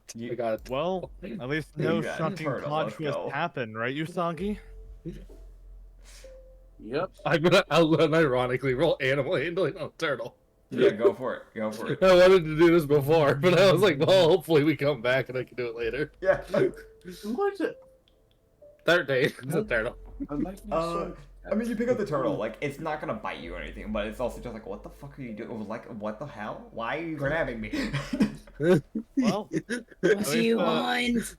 Turtle. Well, Usagi, I mean, at least your day didn't get rained on. Get it? Cause that's a weather. Hey, Mel, where are you going? Look at you with like a shut the fuck up before I kick you in the balls look. You said a pun. I'm going to kill you. Mutiny. Yeah, I want to mention you see Cutlet at one point step on one of the slimes, and it kind of splats under his foot like gum, and it sticks there for a second, and then he just keeps going, and it's just fine. Okay. But yeah. Damn it! We need to add the Ralsei splat to the soundboard. There's a lot of sound effects I need to add on to here. The question is, do I want to give the players that option? Do it, coward. Want to give us rights? Do I want to give you guys rights? That's a good question. I don't know. I know I have to give it to Issa, but I don't know if I have to give it to the white guys. So, What? Okay. Oh man.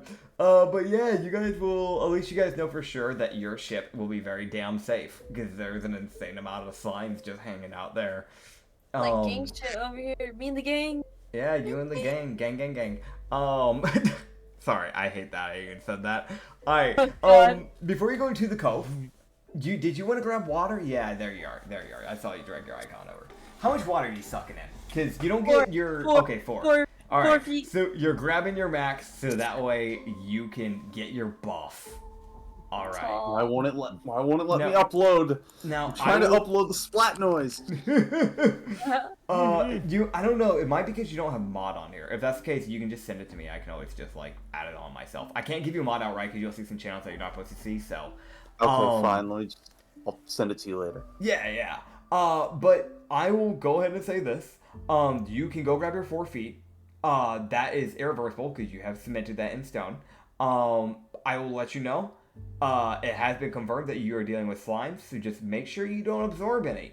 Otherwise you'll start getting some of the negative, you'll start getting just the negative stuff soon enough. So just be careful. But you already know that. I don't think from what I understand, I don't imagine that you're going to be trying to touch them anyway, so, yeah. But yeah, you guys are going to start heading into the cove. You spend like a good, just 10 minutes just kind of walking along this shoreline, essentially. Just kind of making your way to this cove. Now, this cove, when you finally reach it, it is essentially, it's like a cove-ish cave. I don't know, and I'll be honest, I double checked and I want to make sure that I'm using the word cove right, and I'm hoping that I am, but essentially it is like a cave opening almost. It's effectively like it overarches like this area. You can see where some of the ocean water kind of goes down the middle of it, but then you can see where like rock formation starts to come away like on like the left and right side, kind of leading down almost like this cave hallway essentially that you can just start walking down. Now here's the thing. First of all, you'll see that the summoner, Jiro, you see that he put away his celestial summon temporarily, because that is a big creature. And on top of that, if you guys are going to try and be more passive, which is, from what I understand, is kind of the assumption of what I'm getting here, considering what you guys have talked about, correct me if I'm wrong, he probably doesn't want to go in with a giant beast. Ublix just basically invented the concept of a hierarchy to be slime, so passive probably makes sense. Alright, yeah. So, when you guys start going out there, I'm imagining, Ublix, do you lead the charge? Probably should. Ublix? Who's gone? Who left? I am the big man. Okay, I'm gonna take that as a yes. So you lead down the charge, down this hallway. He does. It's 9 feet. I think that's large, isn't it? All right, no, it's not. I think it's like bordering large. D&D size chart. I actually need to keep track of this. I'm not 9 foot. I'm 7 foot right now, aren't I? So you have 3 natural feet. Oh yeah, no, you're only 7 feet. You're good. Larger than 10 feet. So technically, someone else can walk right beside you. There's enough space on this thing to where it could be 2 people side by side. For the bigger beast like Cutlet, he would take up a whole area by himself.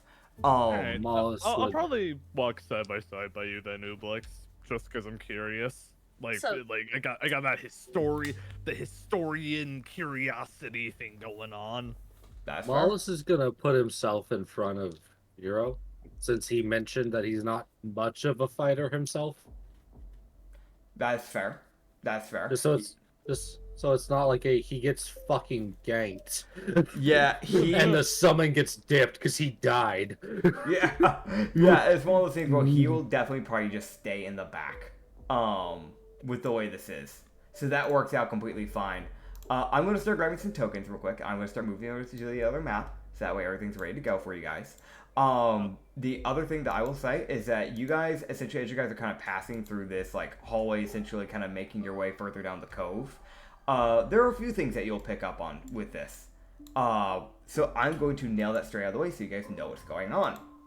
First of all, the first thing that comes into play is the sheer fact of when you start kind of going down this area, you can see that it has been used in the past. There are torches that used to probably was used at some points in time where they probably light it, but because of the heights, you can see where they vary and where they're put. So you can see where some of like the like more rabbit people, the Almaraj, would like put their lanterns where it's like near Usagi's site. And then you can see where these essentially like celestial centaur people, the Hykins, would basically put their stuff. Where it's like that way more like it's around Chrono Mollus's height, like range of where stuff is being put for the torches.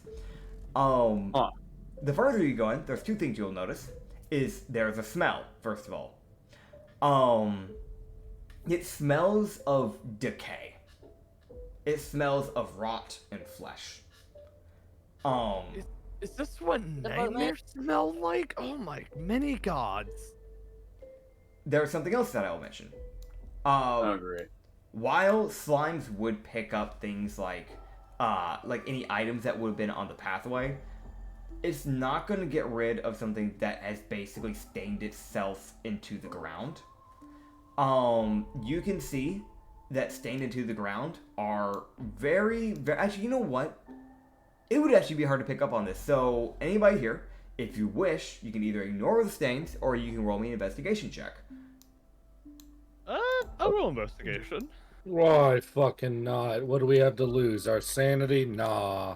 The Sanity campaign. Go check it out on the Lost Shipyard, our second channel. Sorry. Anyways, shameless plug. I don't know. Hey, that's a dirty 20. All right. Not my night to roll good, I see. Oh man. I'm picking up the slack. Don't you worry. I got a fucking 11. I don't know shit. What about Ublex? Nah. Nah, you don't fucking care. nah. Fucking nah. I get you. Every time someone gets a low investigation roll, I just think of this one bit from John Mulaney where he was making fun with how murder cases used to be, where he said, "Do police officers just go out, see a dead body, and just go, gross, mop it up, and just leave?" I wouldn't be surprised. I got 16. Okay, so first of all, we'll knock down the little rolls. Dylan. Aye. You look at the stain, you're like, oh my god, ew. That's it. Proto's germophobic. He's germophobic, just like Viper, who knew? Acrid, with your 11 as Mollusk, you look at it, and you're like, that's not normal. That's not normal. What the fuck is that? Yeah. Yeah, I'd check out. Isa, for Ublex is 16. You look at that, and it's one of those things where you kind of look at it, and because... Oh wait, no, because now you're wearing the shoes, and now you're not touching the ground. No, I can't say this. Okay. You kind of just look at it, but it's that... I'm gonna be honest, this DC's kind of high. It seems familiar, you've seen something like this stain in the past, if that makes sense. But it's kind of dulled away over time to where it's harder to tell what exactly that is. With your, what was it, 23, Usagi? I got a dirty 20, actually. Gotcha, dirty 20. I say that's barely enough. That's dried up blood. But it's really, really old blood. Yeah. Well, that's morbid. Yes. Yes, it is. You guys would continue... Now, I want to mention something. That dried up blood is not just on the floors, it's on the walls. So, that is something to take note of. Meaning that if there was a struggle down here at some point or anything of that sort, it wasn't probably... It's that thing of whatever was attacking them, it could have been the slimes, but it sounds like the infestation was probably more recent by wording from Jiro. I feel like that's somewhat easy to pick up on. Whatever caused it, there was definitely a struggle, and it is obvious that there is a struggle. You can see where there is a smear that almost looks like a handprint, but because the way it's smeared over, it's not properly it anymore. Oh man. You guys went further in, and it's that thing of you're starting to see slimes now on the field, and I'm not gonna make you roll a persuasion check, Ublex, because you've chosen to take in the 4 feet of water. The natural little minion guys, because they are right now, neutral. They'll naturally just kind of look to you and go, I see you, Chief. We're just gonna back away. So they will kind of just make way for your little entourage. They know what's up. Yeah, we ain't getting out of here that easily. The next thing that you'll notice. Dylan, I see that you're not on Roll20. You might want that because we're about to see next battle map. No, I am on. Oh, okay. It just doesn't show your icon. Your icon's just gone, I guess. Sorry, Usagi. Hope you don't mind. I steal your fruit. Damn. So here's the thing, right?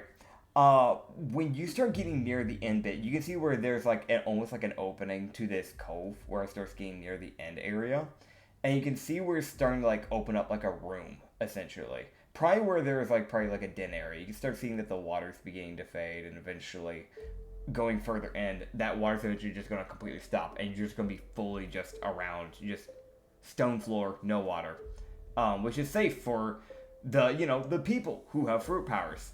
Lucky for you. And no, I did not think about that when I was planning up this map. This is genuinely just wait, no, that's really convenient, huh? But there's one last thing that I'll mention right before you reach it. Near the end bit where the water starts to end, you can see that the floor itself is beginning to change from this stone to almost this like slime texture. When you step foot on it, it is like this technically would count as rough terrain, as difficult terrain. Because it's not solid ground. It's like walking on a trampoline. Because it is like every single footstep you put into this ground, it like gives way to your weight and goes inwards for a decent bit. No. For the lighter people, like the really light people, like Ublex and Usangi, you guys will not sink into it because you weigh too less. You do not weigh enough. For everyone else in this party, they will sink into the slime. It's not like quicksand where you're like actively like drowning, but it is that thing where it's like you dip down enough to where like your ankles are like touching the slime, essentially. Except for Yori, who's slightly lighter than the rest of the people who would sink in, where it kind of like almost up to the ankles, but not quite. When you guys I don't have to worry about that, do I? Not for now. You're floating on air. When they walk in, they would just hear Crota kind of go, ew, gross. Oh, well, this is gross. So gross. This is relative. Huh. Oh, well, this is convenient. Next thing. God, it's not a weird. Nice surface tension. Nice surface tension here. So, here's the fun bit. Right, everybody? So, you're losing that light that you would have gotten from the entrance area. So, who here has dark vision? Me? Uh-oh. Do you as a cloud elemental? Yes. Okay. That's what it says. Cool. What about the rest of you? No. 120 feet of dark vision. And what about Ublex? I can't see. You can't see. And I will double check for Jiro and Yori. Yori does have dark vision, and Jiro does have dark vision. You're not sure what race Jiro is. You guys haven't checked for that. But yeah. Can I check right now? You could. Real quick. Be fast about it. What is it? Dark vision? What is it? Just like roll me a, I guess, insight check. Fucking mint. And then after that, we are going to have 21. 21. He's a half elf. Wait, Fucking I do have man. dark vision. Next thing, you do have dark vision? Yeah. Oh. Okay. Well, I'm fucked. Cool. So. It's okay, you can hold my hand. So for everyone thanks, bud. with dark vision, you may roll me a perception check. That's why I haven't shown the map yet. For everybody who does not have dark vision, roll me a perception check with disadvantage. Okay, so that's literally just me. Got it. Yes. Alright, 1 second. So I roll for the NPCs. Oh, that's actually really good. I got a 19. Hey, that's a. I got a nat 20. Okay. Oh my gosh. I got 13. A 13, a 21, a 19, 11. 11, okay. Oh, so that 21 was a pass. Okay, so never mind. With that disadvantage roll, I got a 21 and a 19. So Chrono with a 19. We have a 13 from Usagi, a nat 20 from Ublex, a 11 from Mollis, a nat 20 from Jiro, and a 14 from Yori. I don't see shit. Yori and Usagi. You do not really notice anything straight away. It looks like a vacant room to you guys. The only thing that you do notice as of now, within this pure darkness, because yes, while you do have dark vision, you're still seeing things basically in a black and white, essentially, in grayscale.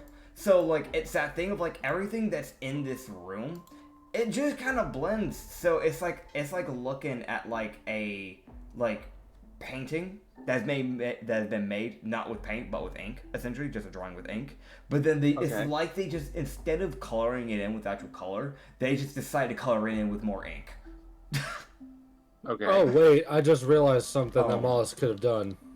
Yeah, well, it's too late now. Gosh. I will be honest on you. I'm gonna start trying to crack down on stuff if y'all are a little too late for that. I've already started narrating some stuff, so. Oh no, it's fine. I'm not trying to do anything. Fair enough.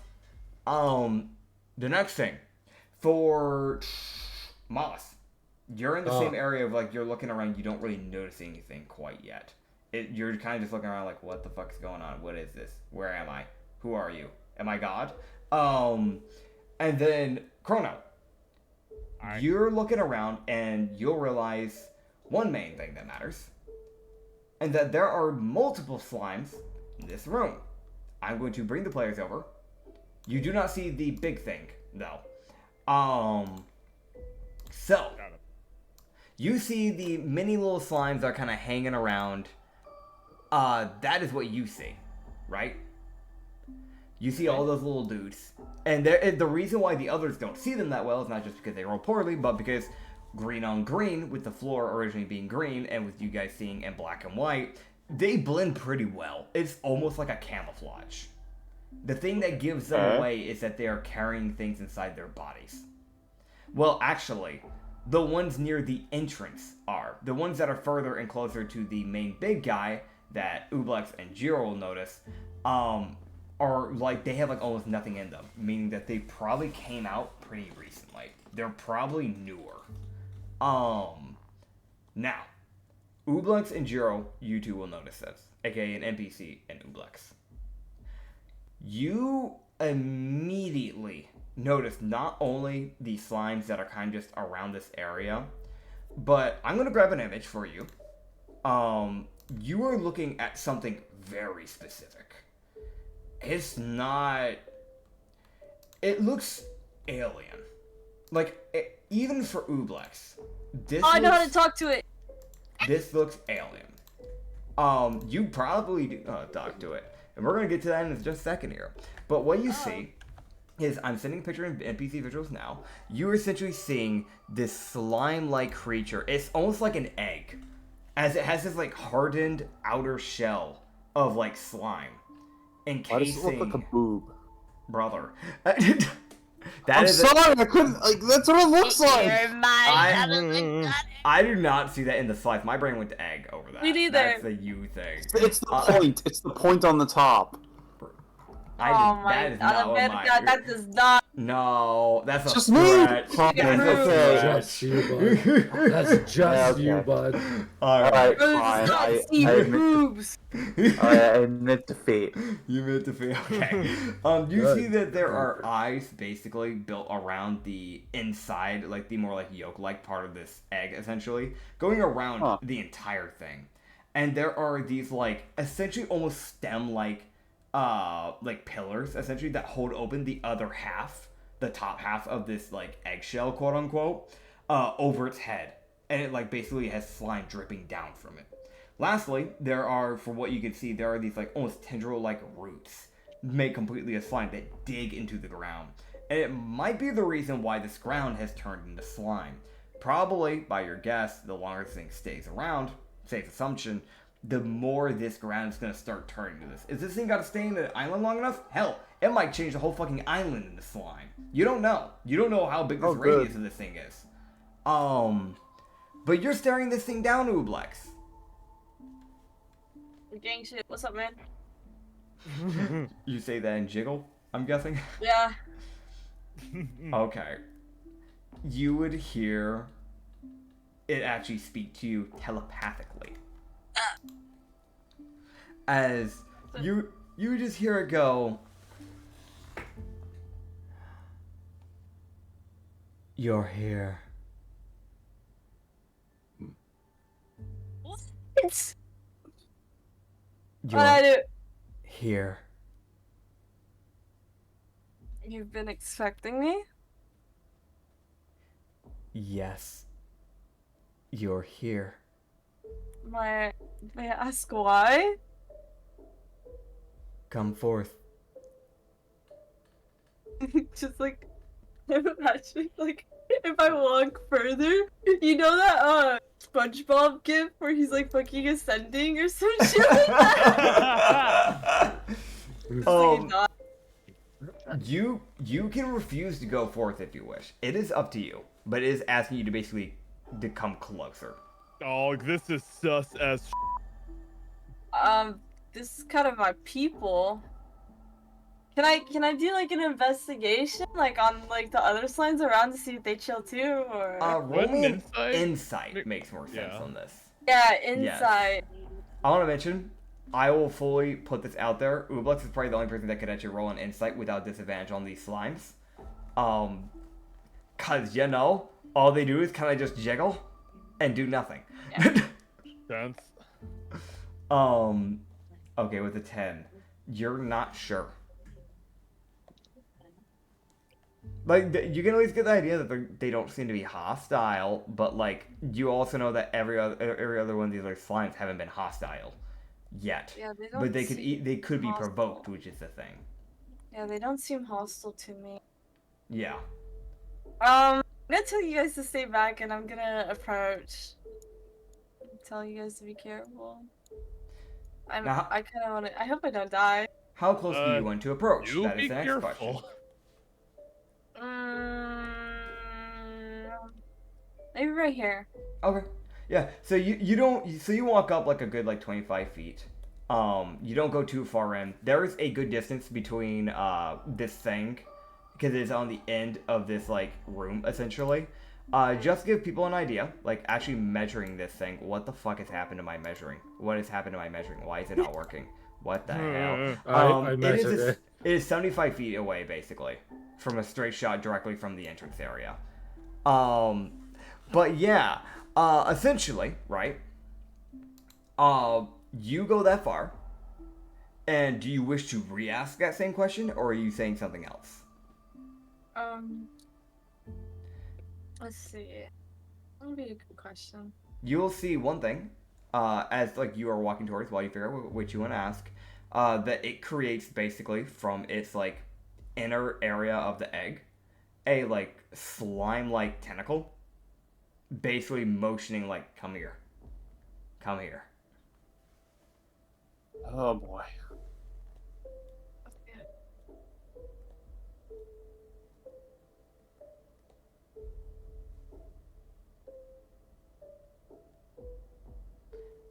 So what do you wish to ask? I'll ask the slime thing, be like,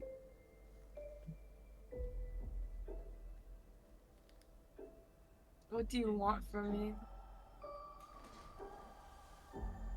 Merge. Wait, what? Evolution.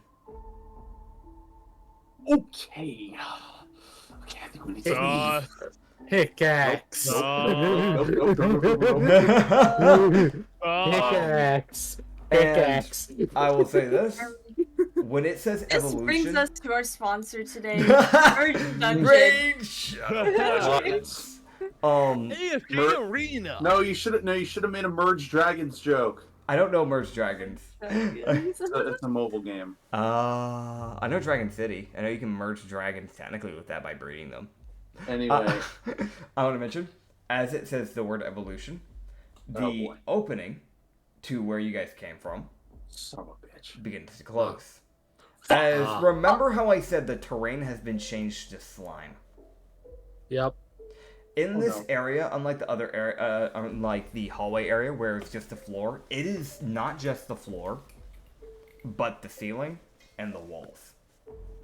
As it forcibly closes the entrance. Oh, good lord. And it will once again say, merge. Merge? Merge. Well, will I be the main one? What do you mean by merge? I'm like blue and you're green. Can we even mix? Not to be racist or anything, but What? you're Oh blue, my but god. I'm green. Oh my god. So you just see, Would like, you see it like almost having to like think about what you just said. That's a fair reaction, bud. So am I. Like, and I want to mention again, there are eyes that circle this entire thing's body, so it basically has a 360 perspective. You see like two of like the eyes, one on its like far left and one on its far right, both look at different slimes on its like left and right, and then look back to you, and just kind of go, unsure. Merge. Do you guys all merge together, or is it just like me? I mean, I appreciate the offer, but I don't know if I like you. Evolution. Stasis. Evolving? What are you evolving to? These people are not. Giant slime? People. People? People. You want to be a person? You sure? I think it sounds kind of chill. We will evolve. That is the wish of our god. Oh? God, who's your god? You It's the should same know. one. You let them into this world. What the hell? What does that mean? Do you not remember? I don't remember anything. Do you not remember Gestendor? That doesn't ring any bells.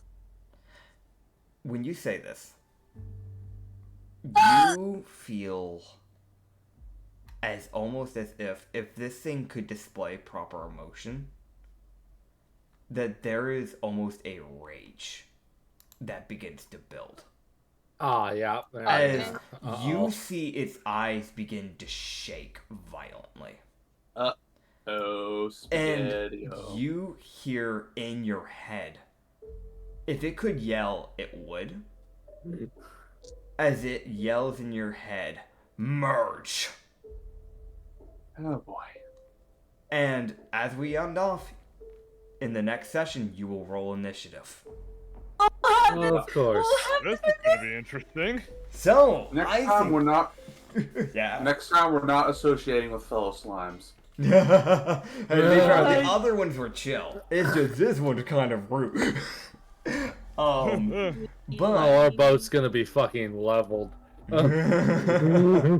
I was afraid of that. Wait, I just realized. Mhm.